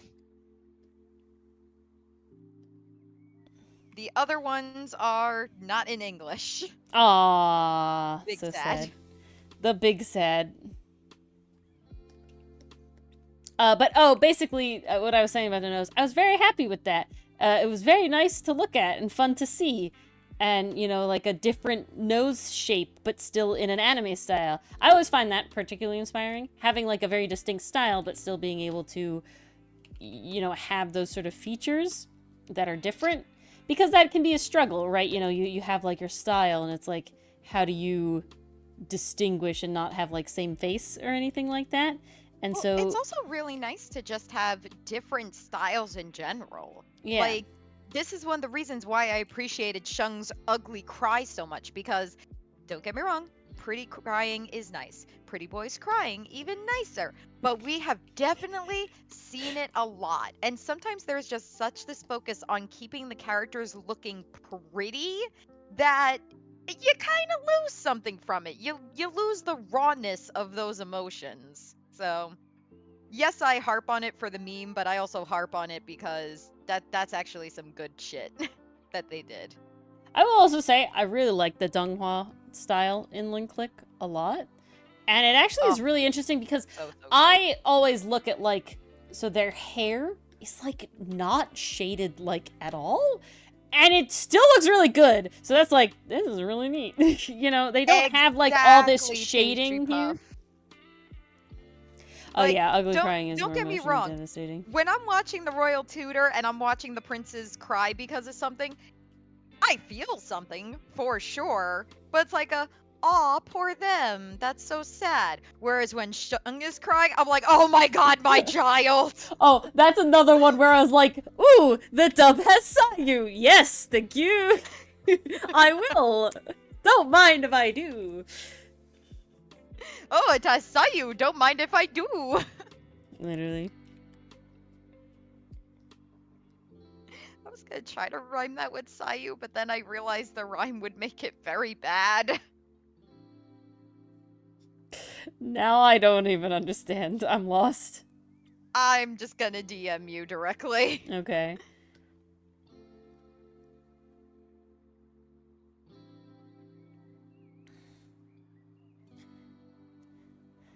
Alright.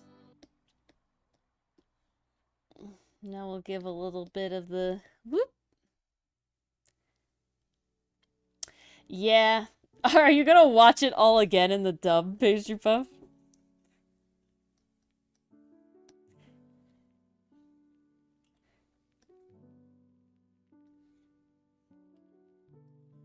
Because that's pretty wild. Mars and I debated doing that with the Trigun Stampede. Trigun. Yeah. Maybe certain sections, but probably yeah.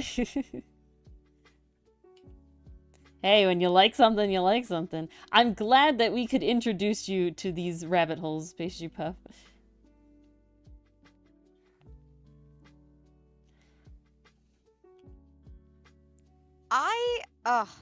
I'm always so curious to hear how the English dubs do the emotional scenes. Like, okay, so when I saw Promare for the very first time, it was in the Japanese sub, and it was very good. They hit the emotional points, they sounded great, they fit their characters, it was perfect.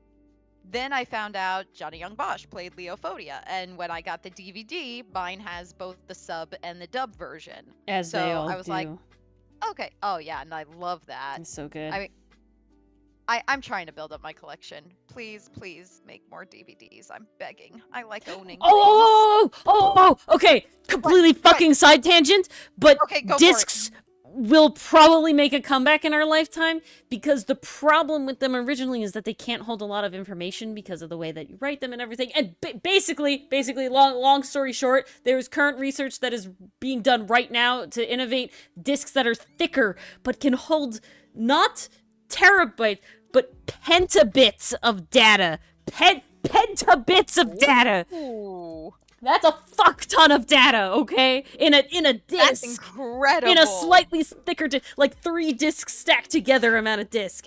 So Could you we might imagine be all the getting behind-the-scenes features they physical. could put on those. We might be getting physical discs again in the future. Thank God. Yeah, not pentabytes, Jolly Jim, pentabits. So it's not times 8, it's time what? Petabit, yeah. Not peta. It's not too, but yeah. So yeah, nuts. It's really cool. Well, okay, I just looked it up. Petabit is a unit of data measurement that is equal to 1 quadrillion bits of data. It's a lot of data. How fast is 1 petabit? To put that in perspective, a petabit is 1 million gigabits. So that's fast enough to transmit the entire internet's second-by-second traffic 22 times over with bandwidth left over. Yeah. Even NASA only gets 46 terabytes per second. It's damn crazy shit. That's wild. It's crazy shit. It has to do with like liquids and refraction shit. I won't get into it because I only like marginally understand it. But it's really cool, and it just means that we have may to ask my dad about that one. He's the big computer guy. Maybe we may be getting discs again. I need it. But people eating tasty animals. Back to comparing dubs and subs. So, Dub Leo, my one criteria from him, there's one scene in Promare where he has to basically, what's the word I'm looking for? Not accuse Gallo, but like reprimand.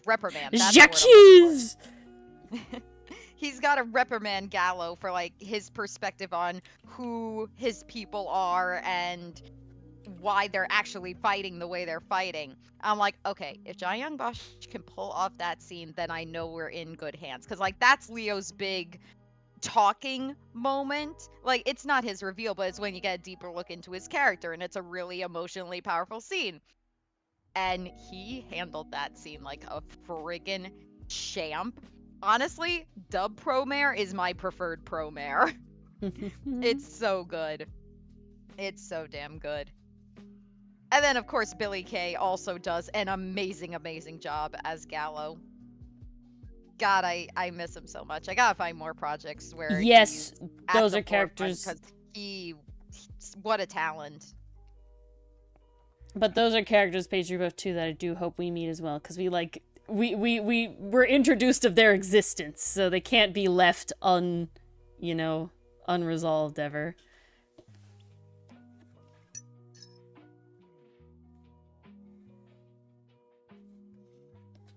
Ori, for a sketch, this is a really accurate Togame. Thank you. But his hair is better! Well, he and Milano could be twins. Yes! It's fluffier, it still has texture, and it's it just falls better. It's not flat. Okay, see how flat it is? I need it out more. It's like he got like an undercut reverse. Like this bit should lead into this bit. I hate how it comes in. I'm gesturing with my hands like you can see it.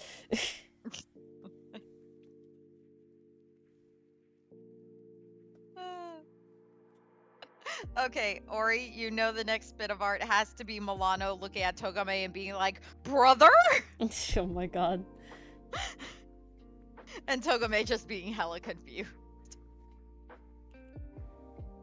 Crossover time, actually. Okay, Nire as Hotsun, Jesus Christ. It's Sakura as Ferrix. It's Hajime as Milano. I need Milano in the fucking Hajime outfit, though. I'm sitting here really close good. every second. I'm The like super coat close every is second. Amazing. The coat is so good. Yeah, no, actually, Pastry Puff. Spider-Man meme with Togame and Milano. Milano's hair is longer. I made Togame's hair shorter because it is shorter.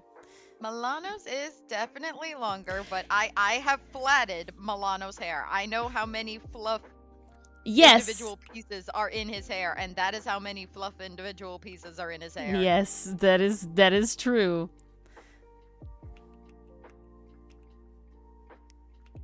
I like how Milano looks. Cross bangs. That's more of an Aster thing. That's a very Aster thing. I've seen those memes safe. I freaking love it. The one where they compare Yuji going waku waku and Anya going waku waku just kill me every time. What did I also hear love today? The ones where they compare Yuji to Kirby.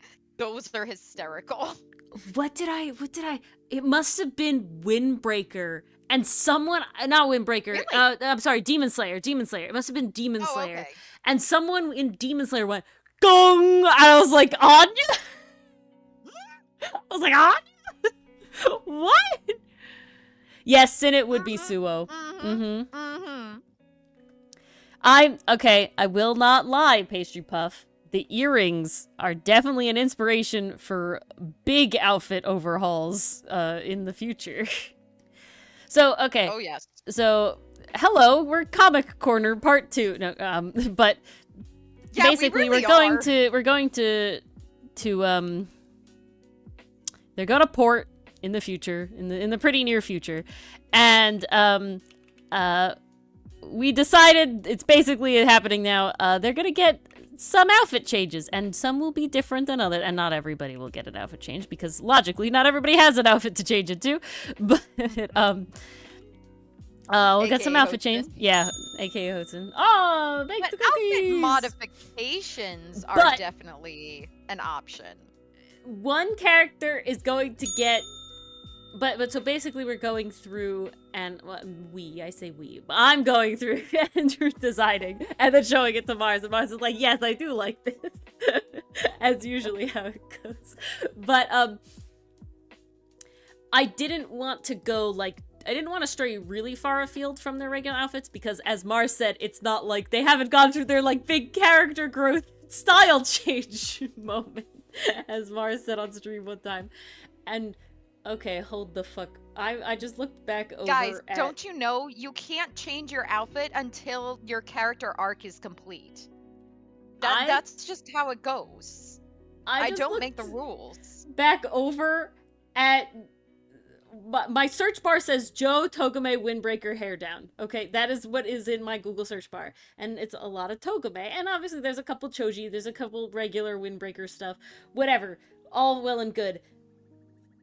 And then I just look over, and there's a picture of fucking retired Tengen from season 4 of Demon Slayer. Why is he here? Why is he there? What does he have to do with Choji and Togame and Windbreaker? I don't know. Yeah, there you go, Mason. There you go, Mason. You gotta complete your character arc. You got to.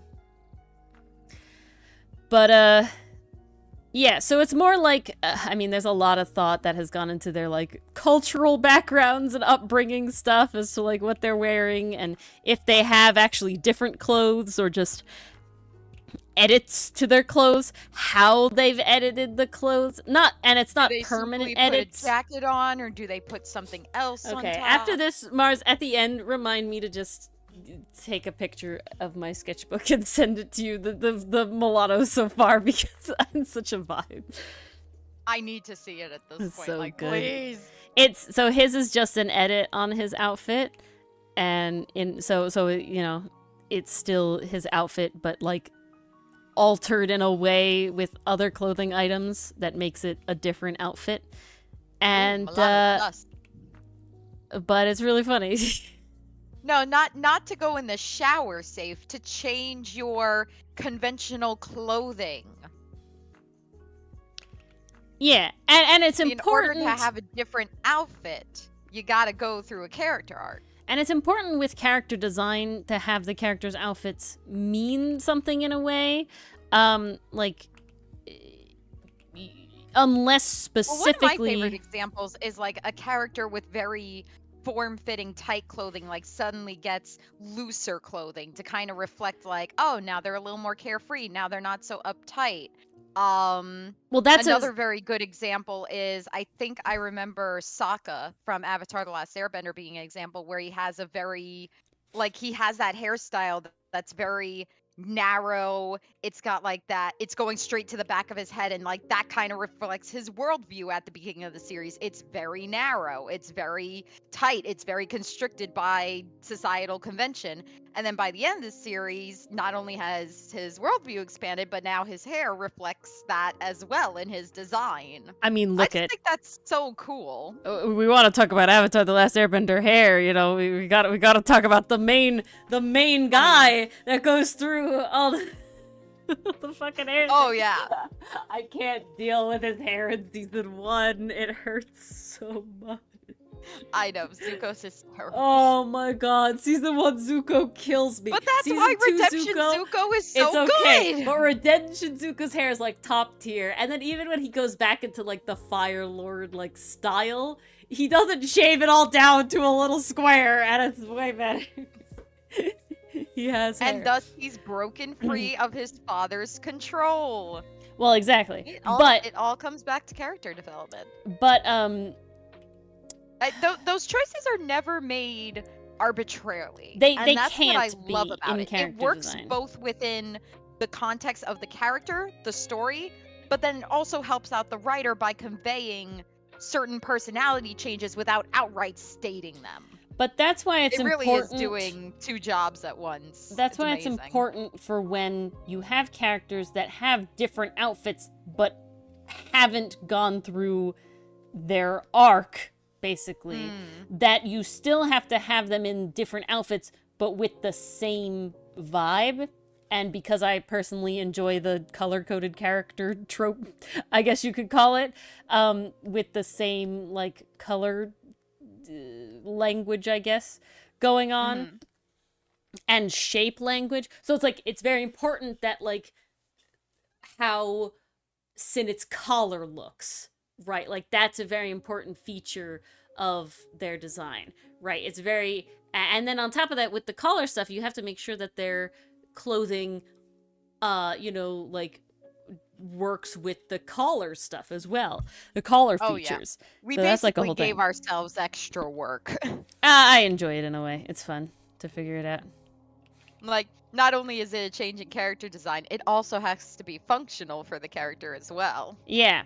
Well, and so that's a whole thing of me with this design. It's like, okay, no, this for port is stiffer than, you know, their normal wear for certain characters, because it's more culturally significant to them that they look, you know, say nice and neat and put together to go to port to trade, then, you know, maybe other characters are more be like, no, I need to be loose so I can, like, get away, you know, we're pirates, you know, so I can get away and can leap and leave and whatever. What are they showing off or hiding in port, you know, trait-wise, right? All this sort of stuff. So it all has to play into their characters. Yep. But honestly, I don't find most of the time that designing it very hard.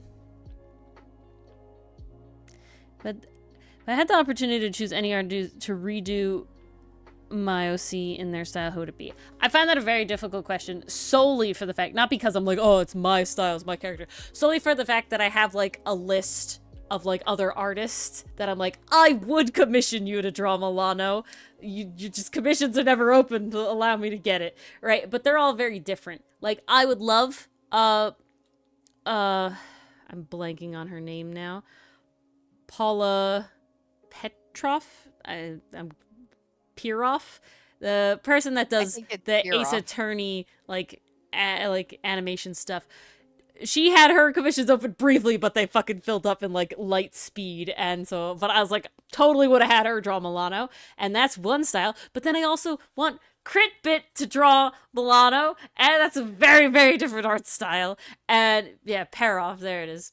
I got there eventually. Thank you, Pastry Puff. You know, and then there's the artist that draws for Judas Kiss. Love their art style too. Totally would commission them. And also the artist that does all the art for Studio Investigrave. Also would totally have them draw a character as well. So it's like, that would look amazing in their style. So it's just like, there's a bunch of art styles that I really, really like and really admire, and would be like, oh my god, if I had art in their style, it'd be great. Also, all the fan art we get is also really fun to see all the other interpretations of the characters, everything, and they have inspired me in other ways as well. I can't, the answer is I can't, Safe, because there's too many, and I don't have a favorite because they're all different, you know? That's the answer. It's not greed, it's indecision, and liking a lot of different styles. Because they're just all so good. Because I will say, to like view art, like art that I like to look at, is not always very similar to my own personal style.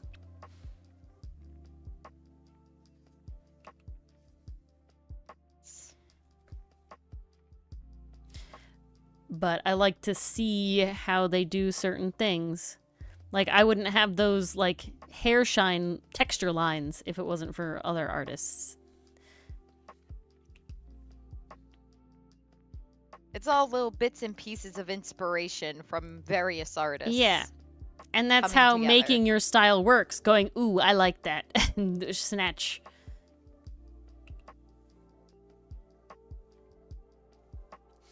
That's half the fun. So none? Yeah, I guess the answer is I can't choose one, so it wouldn't work out well. Ah, such be life. Such be life indeed. I'm selfish. Only I can draw my character. No, that's not true. Please, if you want to do fan art, we love it. Oh, we have a fan art channel in the Discord. We do, and every piece has been great. I saved every piece, guys. It's all on my computer forever. Oh, they are all amazing.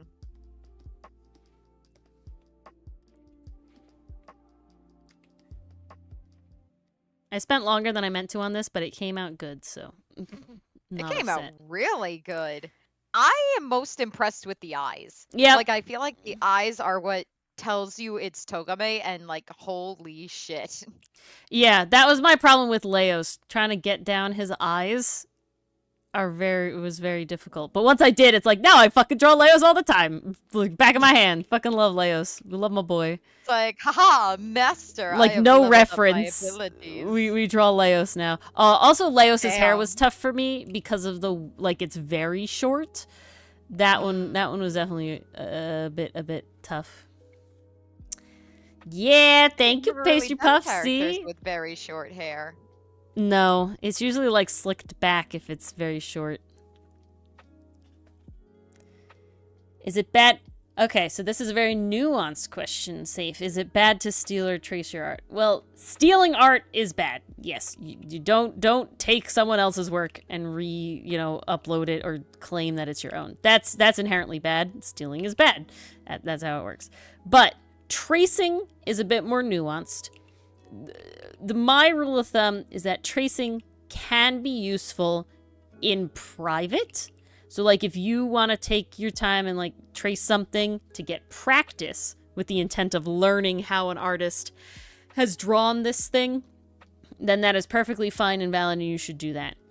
To then go and upload it, especially with like trying to deceive that it's your art, but I would say that a lot of people have very like unnuanced opinions on tracing art. So even if you like credit the artist and like say like this was just to learn, some people can still get up in arms. So my rule of thumb is just tracing art is for you at your, you know, your level of art to learn how to draw certain things. I've definitely taken like reference images and sort of go over them, you know. I like to do it more with like real images. So like I'll take like if I'm trying to draw like a fox character, I'll like look at a fox image and I'll like trace over where like the like how the face works to kind of get an idea of like, oh, this is how it works, and then I can look at that and redraw it somewhere else. But, you know, tracing like the eyes of a character and this sort of thing. But that is something that is best done as a self-practice that never gets shown to anybody else.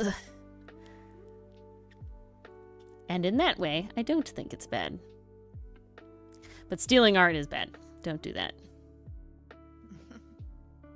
There's definitely some rules of thumb you should follow. There's no nuance with stealing art. If you are trying to pass off someone else's art as your own, that is stealing, and that is bad. You don't do that. Credit the artist, guys. And don't just say, and if you are reposting something to try and boost it, don't just say credit to the artist. That's not right. Actually credit and you have to actually like put their thing, and if they find you and say please take it down, you have to do that too. That's the nice thing to do. All right, there he is. Courteous.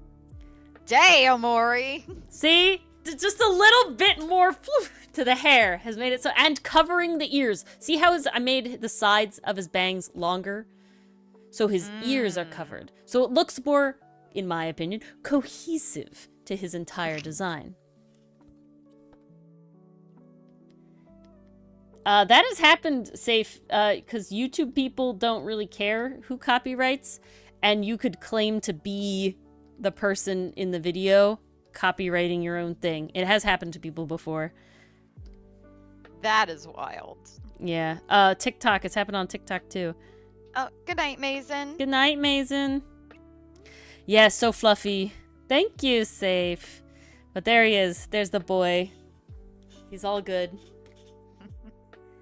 So much better. Again, decent. Way better. Look, that's hair I want to touch. I'm sorry, Tokome. This feels like you need a wash. It just lost the volume in the back, okay?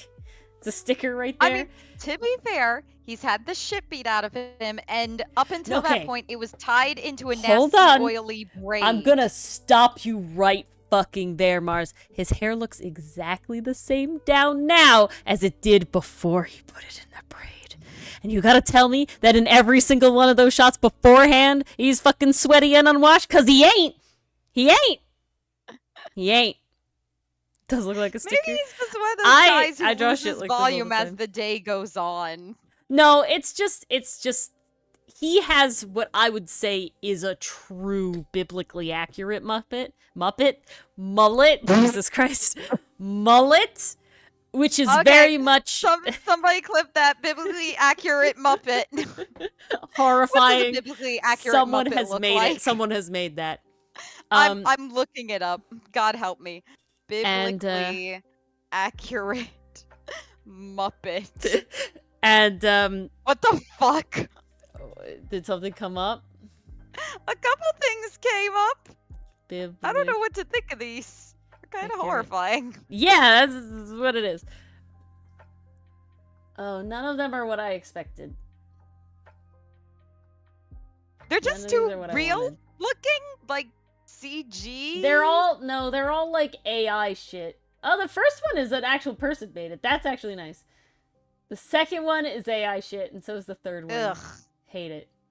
God damn. This Be Not Afraid biblically accurate Kermit, though. Very funny. You jot that down for the quote book. Yeah, it's definitely like, I think a traditional mullet, that's the word I really should have used. A traditional mullet is definitely most similar to what biblically accurate mullet is also very good. to what canon Togame has, right? I think this is like when people are like, ew, a mullet, this is what they think of, right? But is the definition, what is the definition of a mullet? Mullet That's a very good question. I think we can all agree that he's still very pretty. Yeah, he is very pretty, but I'm saying it's just like, he's just like 1 point off from being like smash, right? And that's it right here. He's just grow it out a little more, my boy. I think he already got smashed. Well, that's a different kind of smash. Several times. Different kind of smash. Especially when Choji drop kicked him. Got smashed. Okay, so hard it specifically says a hairstyle in which the hair is short on the sides and top and long at the back. So I would still count this as a mullet because this part is significantly shorter than the rest of the hair. So does that mean Milano has a mullet? Yes. Okay then. Milano wearing mullet. Unless I have a mullet. No, technically I don't. So yeah. You do not have a mullet. Well, okay. My hair is shorter in the front than the back. Well, so is mine. Yeah. So it's like, where does it end? So to me, this is what Togame has. This is what people think of as a mullet. I would say nobody would go out and be like, Milano has a mullet, like, looking at him. But I think technicality-wise, yeah. Ferrex definitely does. His is like, if Ferrex grew his hair out a little more and didn't shape it in any way, he'd have the Togame hair. Yeah, I think it's just, there's just not enough hair back here. I want there to be more hair back here. That's it. That's like, okay, hold on. Arc. If you look at my avatar, technically it could, if my avatar hair could be a mullet, then I concede Milano's hair is a mullet. If my hair is not a mullet, Milano's hair is not a mullet. You know what I'm saying? Ooh, you could go into any anime. What would it be? Oh god, that's this rough. Is a problem when a lot of the action anime I watch. I like watching it, but I wouldn't want to live there. Okay, Frieren? Frieren. Yeah, Frieren. Not Dungeon Meshi. Love Dungeon Meshi, but I don't need to be around for what happens in there. I don't need to fight dragons, thank you. Yeah, no, that's a bit too much. But I gotta say, Frieren traveling the countryside and everything's very pretty and cozy and doing little odd jobs for the townsfolk. I'm down for the Demon King gets defeated by Frieren, right, you know, at the beginning, you know. Yeah. It's pretty chill. It's pretty chill of a world compared, right? Versus before, it's like, this very might be a little like just basically rough. Doing some cleanup. Yeah. But now, in the age of Frieren that they live in now, pretty chill. Well, definitely guys, I made my first Windbreaker fan art, which was not of a character I expected it to be. I would not have said that. I really thought Hajime was gonna be first. Yeah, me too. When do you think that? New folder. Windbreaker. I'm like hyper aware now that Windbreaker is 2 words. Because you guys search it up on Crunchy. Mm-hmm. You would go to Dragon Ball Z. Safe, I'm sorry. You would die. I can't Dragon Ball Z, Jesus. Powers pastry puff. That's too much that's power a question. In my hand. That's like a whole thing, though, pastry puff. Do you get the main character's, like, esque abilities if you're going into the world or not? Because to me, Frieren, I can learn magic if I wanted to be, but also as, like, a normal person, it's not that bad, right? Versus, like, Link Click, well, if I'm a random person in the world, it's pretty, like, neutral to what, like, our everyday is. And the, like, because technically, other people in this world right now could technically have, you know, the powers in Link Click, and I would never know, right? So it's like, I feel like if I'm just a random person in Link Click, it's pretty just whatever. Oh, Safe said you could have the powers of the anime? I feel like Link Click powers are too much responsibility. So I think I would still go with Frieren. Because I can have magic. And magic can be used for a lot of fun random shit too, not just battling, like making snow cone ice. Yeah, I think I'm thinking it over, trying to see if there's like another one I'd want to go into. Nah, I think it's Freerun. It's just Hold super on, cozy. hold on. This is really funny, but technically, if I went to Fairy Tale and became friends with Natsu, I would never die. Mm.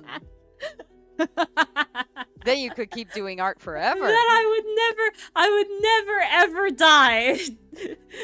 Not even because he protects me. I mean, obviously he would because I'm his friend now, but just because the narrative works in the way that you can't die. Dub, dub. 100% Dub pastry all puff. the way. All the way, Dub, no dub, question. dub. That's not even a... We don't even have, like, specific voice actors in that one. It's the way that it's written, 100%. It's the way that it's, like, you know, made. Yeah. No, pastry puff, best example I have for dub versus sub with Freerun. Dub, they really go that extra mile to make the translation sound like it came from a medieval time period or a Dungeons and Dragons campaign. So one of the lines is Freerun is looking around for some magical items, and in the sub, the translation is, "Oh, I'm looking for trinkets and stuff." And it's like, okay, that's serviceable. It's a good translation. It gets across what she's doing. In the dub, she says, "Oh, I'm looking for trinkets and whatnot." And it's that addition of whatnot from stuff that just pushes it to a higher level. You know, it just sounds more fitting for the time period. It sounds more... I think it's more immersive, personally. When those characters talk, like, they speak with such a weight to their words, it feels like they're saying something important, and it feels like they came from that time period. I personally adore it. It's Dub very all the good. way. It's very good. Also, Freerun's voice is really good. If you want to see Zenitsu not done annoyingly, Stark is phenomenal. Yes, Stark is so good. Stark is perfect. Stark is best boy. Oh my god, I will say though, Mars, I fucking watched Demon Slayer and the whole bit with Zenitsu at the beginning, I was just like, Yeah, I wanted to die. I'm glad we left you behind. Yeah, I did. You know, every time Nicole! I'm like, "Hi, Nicole. Oh my gosh, you popped in. Nicole, I have to Welcome, open this up again for you. Happy okay? lunchtime." See this boy? See this boy? He's very pretty. But the mullet, it's just not, it could be better. Ori thinks right? the mullet is sad. It's just, it's the one thing throwing off the rest he of his thinks the vibe. mullet is depressed. Okay? So, I fixed it.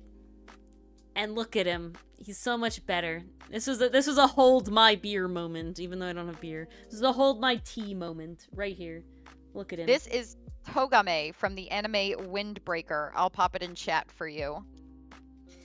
Which is really good. It's a incredible anime.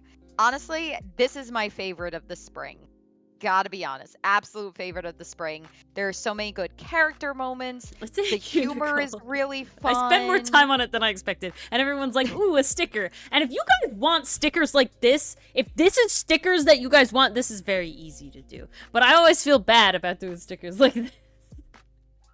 I feel like they're just kind of like, oh, it's the character. And my brain is like, no, we want more. Obviously, like, colored or anything. But it's like, I actually made stickers. A lot of people got them in their, like, Outcast things. They weren't of Outcast because they were just stickers that I had. But they're kind of old art at this point. Let's go look at them. Where is it? A lot of this are walks down memory lane, you guys. Yeah, we're just having a good time. We're just having a good vibe. Tonight is just strolling down memory lane. Bard feature. Ah, I never finished the other one. Okay. What's the oldest one? This is actually really fun. Which one came first? I can't tell. Properties. I think this one is older. No, this one's older? Ah, wait. See, safe, it depends how much of it was spoiled. Because there are multiple seasons of Demon Slayer. Yeah, this one is older. So I made like... I drew a bunch of bards. This is actually the old Venti, and then this... Oops, nope. That's the newer Venti. That's still a year old, though. But I did, like, all these, like, bards with the backgrounds. And this one, this Scanlan, and the other Scanlan are stickers on my phone. This Scanlan. So this Scanlan is based off the campaign. Podcast the Scanlan podcast versus, Scanlan. This is Vox Machina show Scanlan. Exactly. And then we have Rain. Rain was the first one I did. And then we have, these are like the cookies. Oh, I do love Cass a lot. Cass came out really well. That podcast version of Scanlan, he's not quite in his slut era yet. He's very nice. This is like young Scanlan, and then he like turns slut. We obviously have our boy Kale from Wandersong.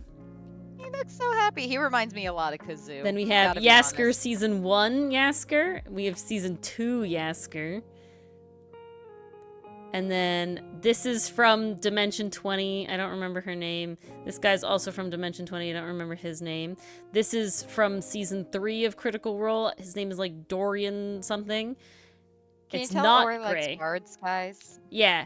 And then that's another cookie. This is from fucking what's it called? It's a comic that I own. Bright Song? Yes, Bright Song. It's clearly Bright on my Blade, shelf. yeah. Very good. Another bard. His name is Alto. He's very fun. The Legend of Bright Blade. There you go. It's Alto. It's Alto. And that's everything. And then I started drawing... Such a good name for a bard. I started doing Chris Pine from the Dungeons & Dragons movie, but I never finished it. Oh, this is not that one. Yeah, it's so good. I own the comic. It's so good. We love that comic. Same here. This is not it, though. I think the author just came out with a new comic, and I need to get that one, too. Oh, and I was also gonna do Shochiketzel from, No Evil. Oh, from No Evil. But I didn't do that either. Oh, man. Oh, All yeah. in due time. Here's you gotta Edgin. pace yourself, Ori. Honestly, this series is probably a little done. A little run out. Yeah, No there he Evil? is. Edgin. No, the bard feature era. Oh, I see. Fucking look at the detail here, Jesus. I can't believe how close to done with... I thought I was not as done with this as this was. But it was closer to done than I expected. God damn, look at fucking the buckles. Jesus Christ. You came incredibly close. Yeah. Those Well, buckles are I didn't super do his... impressive. I would have had to do his freaking loot, which is a pain. But yes.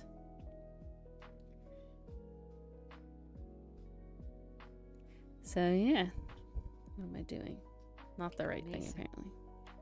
So yeah, so basically all those bards were made into stickers, and I had a bunch of extras from like my first test print. So those were like little extras when people got mail from me.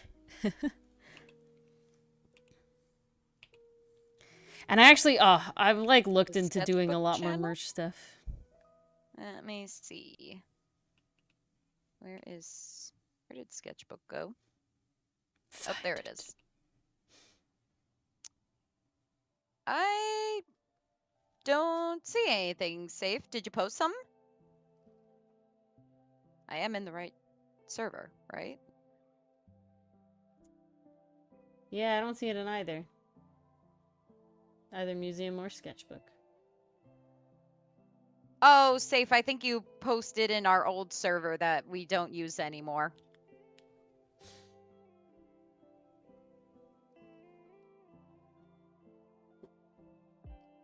Oh yeah, you did. You're looking for the Solder Folding Planets, not the Origami collection.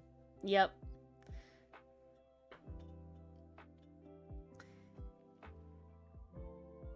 Yeah, we had to abandon that old server.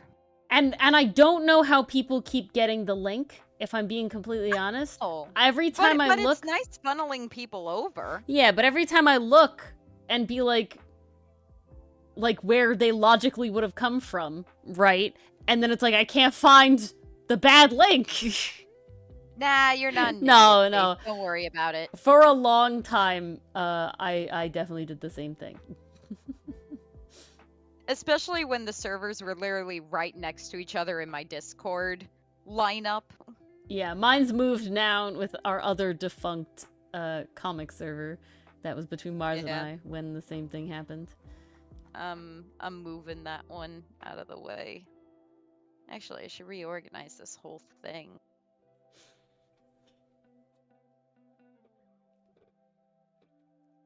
Don't you love when you don't actually have to draw the eye patch? You just get to draw the eye patch strap. That is quite lovely. It's very lovely. This can be...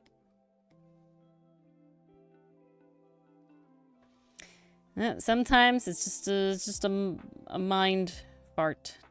Brain fart. That's the actual word. Jesus Christ.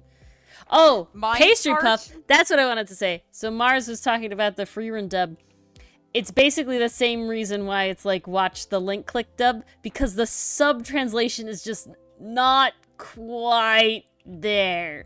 Well, I would say the sub translation is good. Oh, it's good. It's definitely not but it's on not link, like short levels where it's like it feels like Google Translate took over. It does not feel like that. I'm so sad that the link click do a good ones job with the sub, but the dub just captures the feeling of this is a medieval world with elves and magic, just so much better.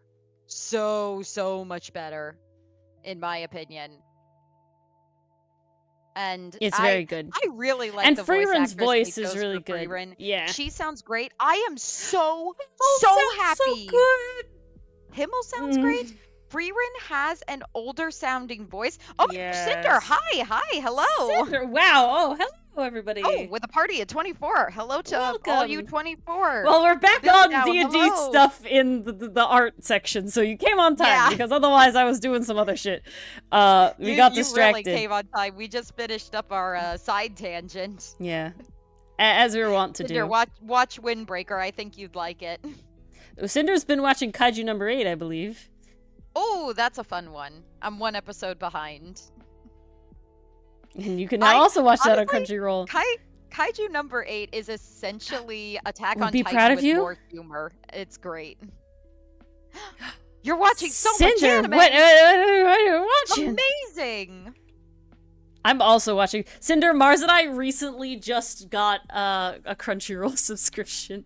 We hadn't been doing it before, but we broke down because we could only watch one thing that we really wanted to watch on Crunchyroll, and so we broke down.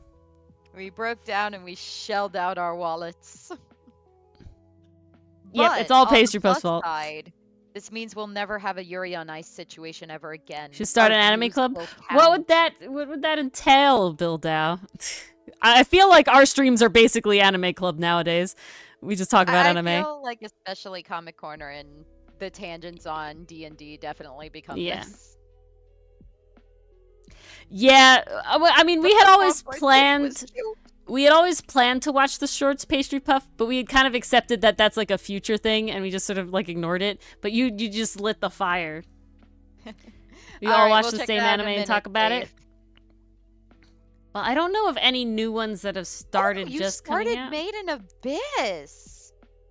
Good luck with the trauma, Cinder. No, I think that's right up Cinder's alley, if I'm being completely honest. Yeah, but that doesn't mean I can't wish good luck. I know you don't mind trauma, yes, Cinder, the teeth but safe. The trauma is Beautiful. definitely there. They make these kids so squishy and chibi, and then they do horrible things to them. No, you think I'm exaggerating? I am not. No, it's just another thing where it goes along the lines of trauma outfit. You know, like, it's just like it's accurate, but it doesn't make it funny. It's not funny.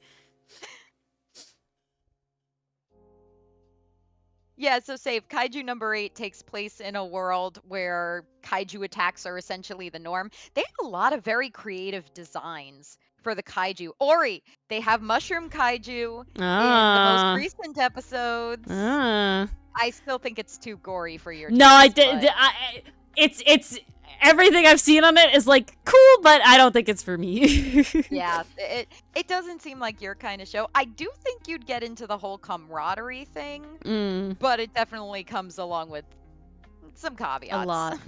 It's like, yeah, it's like I don't think I'd ever watch Chainsaw Man. You know, like it's like not for me. No. Oh god, Chainsaw Man is not for you. Chainsaw Man also has so much sex. Yeah, Just like, I didn't even ugh. realize that. And there was like one thing that either you mentioned or somebody else on the internet mentioned. I was like, well, definitely not. Thank you. Well, it's like, I get what they're trying to do with Chainsaw Man. Denji is a character who is incredibly touch-starved, experienced no affection, and because he's a teenager, it manifests in craving intimacy. I get what they're going for. I just want my don't touch-starved need it boys to talked about want in every hugs, fucking okay? scene. I don't need the rest. Like, God, Denji is the horniest character in fiction, I swear. Say something. Yeah, it's safe. I actually did complete Chainsaw Man. I gotta be honest, I was there for the endings. I was very impressed that they did a different ending for each episode, because, like, that's a lot of work to make your animators do. And it's also very impressive that they stylized each ending to What do you mean, where is it safe? It's on reflect the Crunchyroll. episode. It could be on Crunchy, it could be on any site you watch anime, basically. Yeah.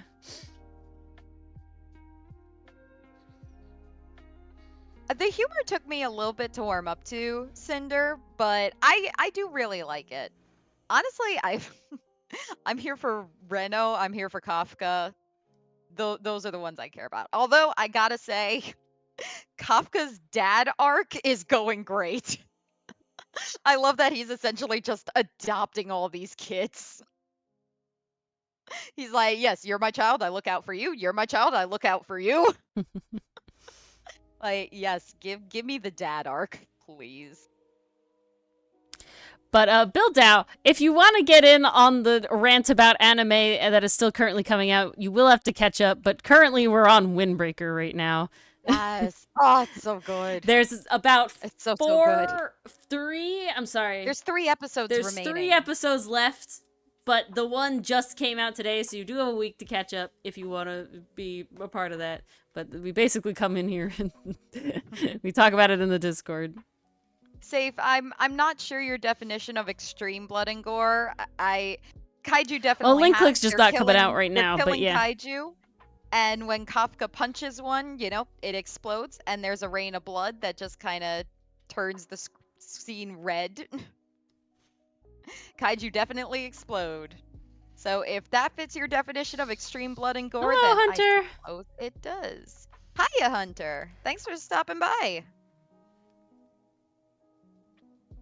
Okay, people gore hasn't happened, but body horror definitely has. Yeah, that's the part I'd have to dip out on. The gore part that Mars has just stated, we're probably okay. But the body horror, I will say, we're not caught up with Invincible, so no. But season 1 of Invincible all of Invincible has a fair amount of gore in it, and a fair amount of, like, fairly specific people gore, right? Like it's not just like, oh, boom, blood explode. Like, there's specific, like, there's organs and shit.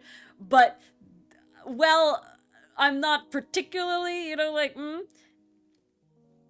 Oh, snap. Oh. I'm not Let's particularly for that. There's one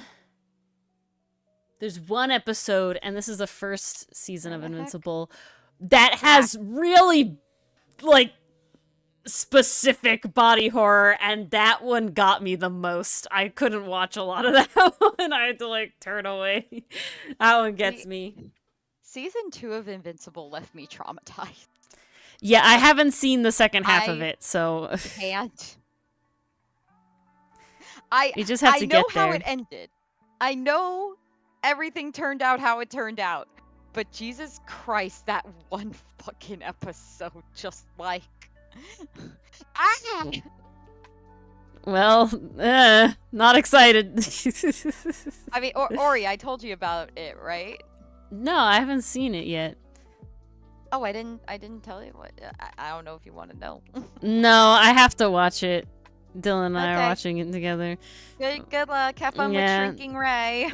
Oh no, you did tell me about that. Yes, I remember that. I'm like, there's Okay. no way I didn't No, tell you did mention that because we talked about the boys one as well, which is also Yeah. terrible. Oh, Yeah, God. So messed up. It's one of those things where it's like, I kind of want my superheroes to be unrealistic. Thank you. Yeah, can my superheroes be unrealistic and just win, please? Yeah. I feel like it has to be done very specific. Romantic scenes can be fine. I feel like egregious, like I will say, when the Invincible episode where they're doing like the sex scene and it's like back and forth, I'm like, can we move on? I get the idea. Can we go to the next one, please? I mean, that was how I basically felt throughout Chainsaw Man. I was like, can we go back to the fight or trying to find our way out of the Infinity Hotel? Like, that was cool. I'm here for that. That's awesome. Or like, if you want to do more subtle Denji character growth, where he's like, oh, well, I don't care if we're stuck here because this is a hotel and this is the nicest bed I've ever slept on because I have only slept in crates. Like, okay, I'm here for that. I don't need anything else. I don't need him fantasizing about Makima. I don't need Makima's manipulation. Like, good God. Yeah, and I'm over here or hate him. And I'm over here like, I tolerate the fairy tale only fan service because sometimes it's used as a joke, and it's like, okay, and Natsu has hella Ace vibes in a lot of the joke parts, so you know we're good, we're okay. I could be here with Natsu just being kind of just like, why is this a thing? Thank you. See, the one thing that drives me nuts is when the fan service kneecaps what's supposed to be like an emotional or impactful scene. Fire Force Season 1 had this problem bad where they just kept undermining every single important moment with a terrible joke. And this did get better. I don't know how this happened. Literally episodes 1 through 8, terrible pacing, horrible humor. The characters are likable, so that was the saving grace that convinced me to keep going. But good God, I was standing there the whole time like, this has to get better at one point. This has to. I think it was episode 9 that was literally like, okay, this is nearly too much. I can't do this anymore. Like, they literally had like 9 fan service jokes back to back in a single moment. But then in episode 10, when they get to a new arc, I swear to God, it's like a different writer grabbed the script and said, okay, we put up with this shit for long enough. Let's tell an actual story now. And then it actually started getting good. And I was like, huh, I have never seen a show go from that to, hey, this is actually pretty good. It's the fastest turnaround for a show I've ever seen. I am still baffled by it. Like, literally, suddenly the pacing gets better. Suddenly the jokes are actually landing. Suddenly there's more character moments. I'm like, okay, there must have been 2 directors. One of them directed the first half, which was a train wreck. And then someone competent must have come on to direct the second half because there's no other explanation. They had you in the first half, not gonna lie. They had me in the first half in the wrong way because Yeah. I had dropped that show for the longest time, and then I started watching it again just out of curiosity because I was like, okay, maybe I was bitter back then. Maybe it was just like right show, wrong time, because that can happen. Like, that definitely happened to me with The Royal Tutor, where I had started it, made it to episode 3, and was like, this is boring, stopped watching. But then this year, I started it up again, and I was like, I'm actually vibing with this. This is really good. I like seeing the prince's journey and the tutor bonding with them. And then Mars went, Ori, it's like Orin High School Host Club, but with princes. And I went, all right. I gotta be honest, I probably returned to that show because we've watched Orin High School Host Club. I don't think I would have picked it up otherwise. See, that's what I mean. Sometimes it could be the right show at the wrong time, depending on what you're into at the time or what experiences with other shows you've had. Like, I never watched Orin High School Host Club back in my undergrad days. Yes, Roval, me too. That was not my type of show back then.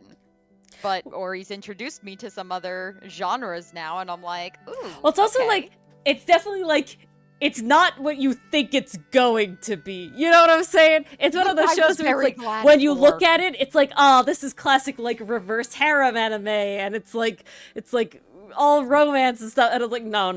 It's like good character shit, though. Like, it's like, good character shit, though, and it's like, it's really good, and it's not what you expect it to be. I can see why it's a classic. Yeah, and so it's like, good. Gotta do it. Same with Princess Tutu. I am not a magical girl anime watcher. I'm not, but I saw like a review about it, and I went, you know what? I like ballet and the Nutcracker, and this looks really cool. And I watched it, and hell yeah, it was good. And I made Mars watch it, and Mars went, yeah, hell yeah, it's good. Good shit. Honestly, that's gonna be a Christmas watch every year. It's so good. Is that pronounced the same way, Safe? Yeah, I think so. I think that's where the word comes from. Oh, interesting. Because a harem is a bunch of women. And that's why a reverse harem is a bunch of guys. Also, very, very nice teeth sketches. I see them in the Discord now. They are lovely.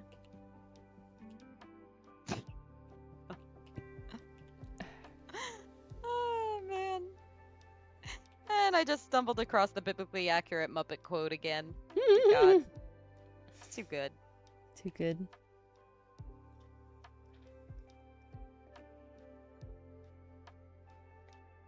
And I definitely have certain genres that I prefer over others, but I'm opening up to more. I find that I definitely have like this genre I'll like most things in, and all other genres are like, I know there's ones that I will enjoy, but they're more specific.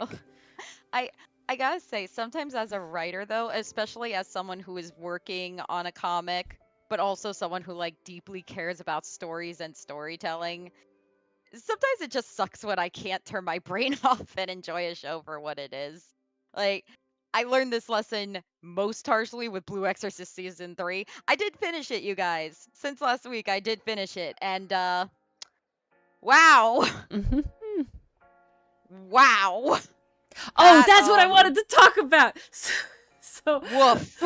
We're going all the way back. Rough. That was rough. Mars and I were talking about Blue Exorcist, and tiny baby spoilers, there's a traitor. I won't go into more about that, but it got us talking about traitors, and it got us talking about like good traitors, like, you know, good portrayals of traitors. And Mara told me about this really good one from Attack on Titan, which is very good from just what I heard. I never watched it, and I never will watch Attack on Titan, but way too gory. Yeah, no, couldn't. And like the nobody's safe, I couldn't do it.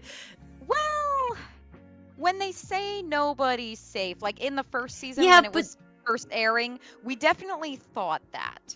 As the seasons progressed, it became clearer and clearer who had plot armor, so we never super had to worry. I feel like I would never...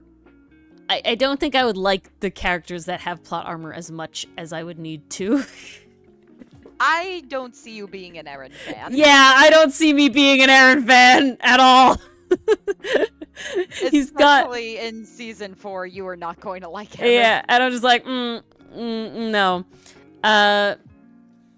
But back up, brain. What was I saying? Yeah, so we were talking about traitors, and I was like, oh, Mars, give me, and I like listed out this whole thing about traitors, and then halfway through, or like at the very end before I sent the message, I was like, oh, give me Yukio's dilemma, but actually And Yukio he's the brother of the main character of Blue Exorcist. And in, what is it, season 2 is when the shit happens that I'm pissed off about? Is that the one? No, season 1. It is season 1. Fuck. It's season okay, fucking 1. it's season fucking 1, and it is this whole thing, and it's just like, I'm writing this whole thing, and I'm like, this is the kind of traitor I want, Mars. This shit's really good, and then I'm just like, no, it's just what I wanted you to, what Yukio should have been. And Mars's first thing is like, give me Yukio's dilemma, but fucking good. Oh, so good. No, but actually, though, you're telling me that, okay, I understand sibling rivalry. Yeah, I am a Cinder, sibling. I can feel it. So I get it. I know that siblings aren't always gonna have each other's back. Not everyone can be the Elric brothers. And even the Elric brothers got into some stupid fights. But you always believed their camaraderie at the end of the day. You always believed that, like, when push came to shove, they would essentially sacrifice themselves for each other. And that is exactly what happened. Like, there was never any doubt that they cared. Well, Pastry I Puff, never get the sense that this Yukio statement cares came about his brother. afterwards, because there was more revelations about the traitor later, after we talked about it on stream the last time. And I mean, I Mars certainly just like talked about it, messaged but me. I gotta warn spoilers. We only have so long. We won't get to it today. Oof, yeah. Okay, we're not doing But it. there was just more revelations, and then we had this conversation. So I know specifically saying the Yukio but good was not on stream, because I know that came afterwards. And I was just dying. Definitely a DM only. It's more just that, like, idea of, like, you suddenly realizing that you're just writing what the plot should have been.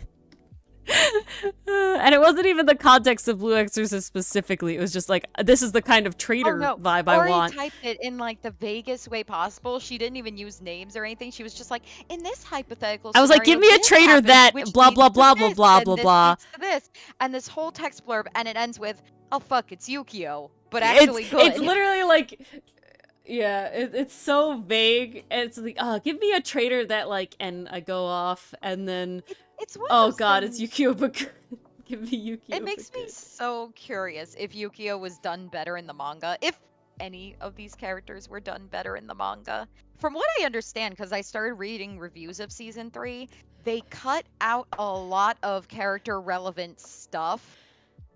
So, like, if characters felt like they were making split-second decisions for whatever reason, that was apparently the reason. So I'm like, huh, okay. Sounds like season 3 experienced a little crunch. Ouch. But yeah, sometimes I wish I could just touch my no, that's not what I want to do. I want to turn my brain off. I'm glad you stopped that sentence. That would have been bad. I stopped that Oh sentence. god. Okay, this is really funny. I'm editing the Ace Attorney videos. We have go touch grass, now we have go touch brain. No, touch brain off. That was the problem. But that is not what I meant. no, I'm editing the Ace Attorney videos, and we like make a joke, and then Mars, you're like, oh yeah, right, right, Nicole? Oh no, but brain, go back to it. Yeah, so I made like a joke, and then no, Dylan made a joke, and then Mars is like, oh, Ori, and she's going to ask me to, like, make a meme, like, specifically, like, make a visual meme, you know, edit a visual meme. And she goes, can you, Shoto fop? Shoto fop? And I'm like, Shoto fop? And Dylan's like, Shoto fop. And Mars is like, Shoto fop. And it just goes on and on and on. And what's hilarious is, so Mars's was a true fuck up. Mine was me referencing The Amazing World of Gumball. And Dylan was just coming in on it. And it was just so funny. It was like a good, like, minute of just Shoto fop, Shoto fop, Shoto fop. And that's all I could think about. Touch your brain off. Oh, God help me. I'm so tired. Well, what did I literally, when I go into Twitch to, like, start streaming and change my thing, Yeah, Adobe, a Bodhi. Yes, a Bodhi. A Bodhi Shotofop. Yes. Perfect. A Bodhi is genius. A Bodhi is genius. A Bodhi Shotofop. I love a Bodhi. Fantastic. A Bodhi All right, is do we top have our tier. next sticker? A Bodhi Shotofop. Wait, if that's from Gumball, is that technically copyright? So Shotofop is a Gumball joke to avoid copyright from Photoshop. To my remembrance, they never say a Bodhi. A Bodhi. That's so good. All right, we got our next sticker so then. Good. A Bodhi. A Amazing. Bodhi. I lost my train of thought. Crap. No, it's gone. I lost it. Oh no. Into the ether. Goodbye. Nicole's joke was too good. Broke it derailed me. It derailed me completely. But yeah, no, to complete my original point. Sometimes I wish I could turn off my brain because with Blue Exorcist, I was way too hung up on what it could have been instead of what we got. I think that can be a big problem sometimes when you're too focused on what the show could have been versus like what you're actually given. It's definitely a bit of a death sentence for I think enjoyment. that so at least for me. I definitely in the past used to be able to look at things with a much less critical lens, like very, very passively.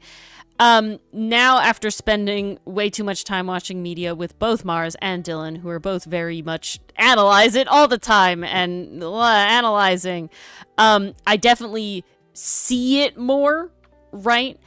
But I will say it really depends on the context that it's in. Like, I wasn't turned off of finishing the season of Fairy Tail, and then I will indeed be watching the next, Fairy Tail basically 2, which is basically what it is, next time, but I don't recommend it, and the reason for that is I was already enamored to Natsu for years before this, right?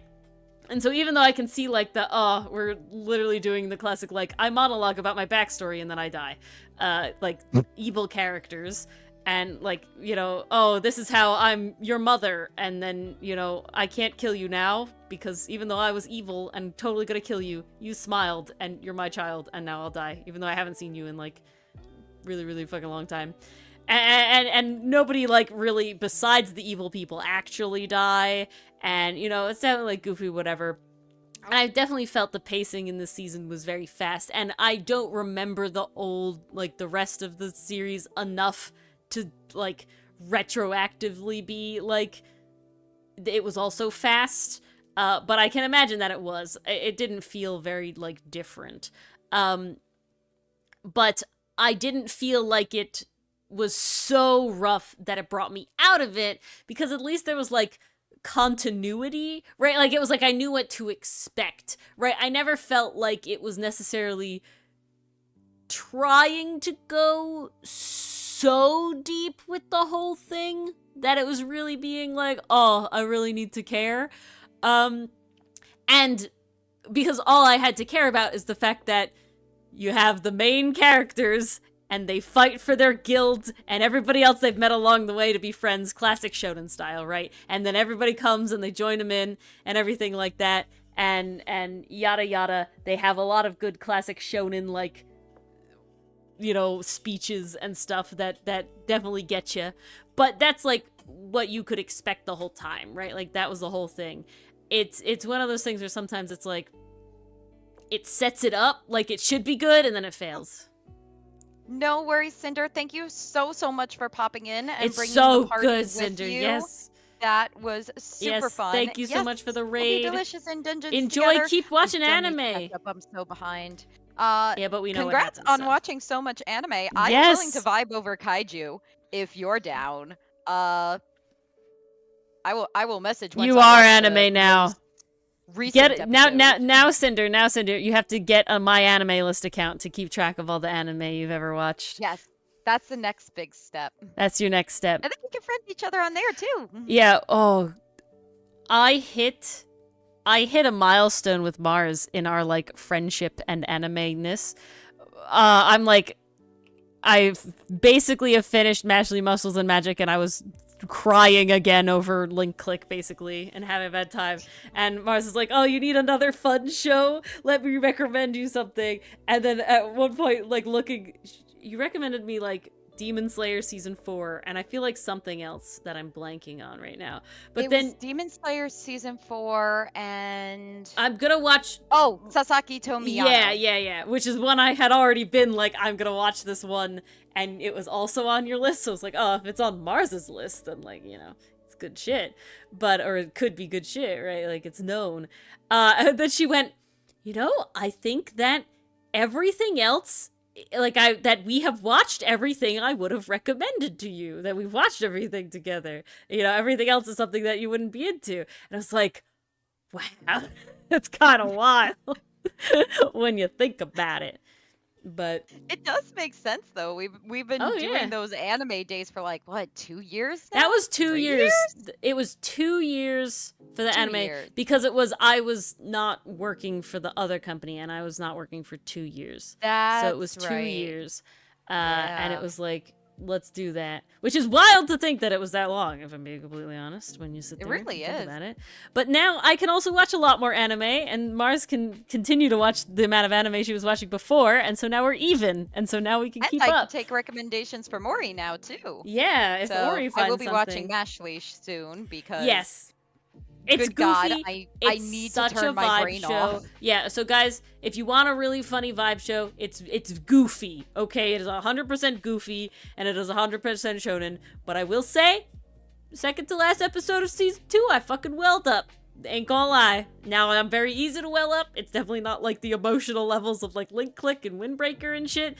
It's very classic like shonen, you know, levels. But I'm a sucker for the power of friendship, and it definitely like hit me. And I went, I did not expect Silly Cream Puff Man show to make me kind of have a watery eyes. I didn't fully cry, but it definitely, you know, that moment when you have like that, like, Oh, it's like when the you catch. start welling up. Yeah, like That's the me hitch. for every was like, episode of Tadaimo Kairi. Yeah.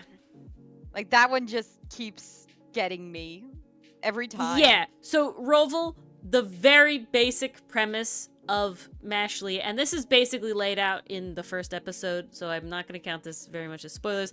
Mash can't use magic, and in this world, people who can't use magic are basically the dirt, like, beneath your feet, like, to be crushed, to be killed. They are not allowed in society. So he has lived his entire life in the woods, being raised by his grandpa, and while he's been doing that, he's been fucking pumping iron really hard. So this man he's high school, is basically like not Saitama One Punch Man levels, but like really, really fucking strong, but in a goofy way, right? So he's really strong, but he could do stuff that even like really strong people couldn't do. Like he can fly by like kicking his legs really fast, you know, like it's goofy. He could travel like the speed of sound, you know, like, but it's not magic. It's just him being really fucking beefy. He's also very deadpan and kind of an idiot, but only in the like intelligence, like classic intelligence way. His battle acumen is very good, and basically he needs to become the best wizard without using magic. That's the premise of the show. Which he needs is to be already a fantastic the best premise. wizard in the realm, and he's like, it's not even that like he's not good at learning it. He physically doesn't have the ability to use magic, and so that's literally the premise. So it's him punching wizards, which is really funny. But he also has wizard friends. He's not like, you know, classist against wizards or anything. But it's really, really goofy. Don't go into it not thinking it's goofy, okay? Like, don't take it seriously. It's really just a funny, goofy show. They definitely have, like, some things going on in the background, but it's definitely very much like, you know, Mash is gonna win, right? There's no, like, oh, no, I'm not worried. It's called Mashley, so it's M-A-S-H-L-E. That's one word. Muscles and Magic, I think. It's either Mashley Muscles and Magic or Mashley Magic and Muscles. I think it's Muscles and Magic. But probably typing in Mashley and Crunchyroll will bring it up. It's really funny. Again, total vibe show. Like you can't Like, you're not supposed to think too deep into it. Like, it knows that. It's not like I'm saying, like, ignore. Like, the show doesn't take itself seriously. You know what I'm saying? And so, it's really fun. And it definitely has moments, and it definitely has, like, there's 2 really, really good lines in season 2 that I can't stop thinking about. And they're really, really good. But it's 99% a vibe show with, like, a little classic touch of that, like, shonen anime, like, speech. One-liners that go off. There are your recommendations for the evening. Yes. Go watch Link Click and Windbreaker to feel things. Go watch Mashley to heal. Yeah. And then feel things. Yeah. And then surprisingly somehow feel things at the end that you didn't expect to feel. But all right. Thank you all for coming out. This is the end. Let me roll the credits. Yes. Get those credits up on board. Thank you all for coming out to stream. I know we didn't do a ton of D&D stuff, but you know what? I actually got fairly far. We were vibing and having fun tonight. With the lines, actually, if we're being completely honest here. Much further than I think we all expected. So, great. Thank you all for coming out. And, guys, Ace Attorney tomorrow is back at back at 7:30 p.m. Eastern Daylight Time. Mars doesn't have class tomorrow, thank God. So it's the same time it's been for a while now, so an hour earlier than it was last week. 7:30 Eastern Daylight Time. This is tomorrow. Our usual time. Yep, see you all then. Be there, be square. And, yeah. Hopefully we'll get more Lang. Yes. Oh, we gotta. All right. We will. I'm calling it. Good night, everyone. Good night, all.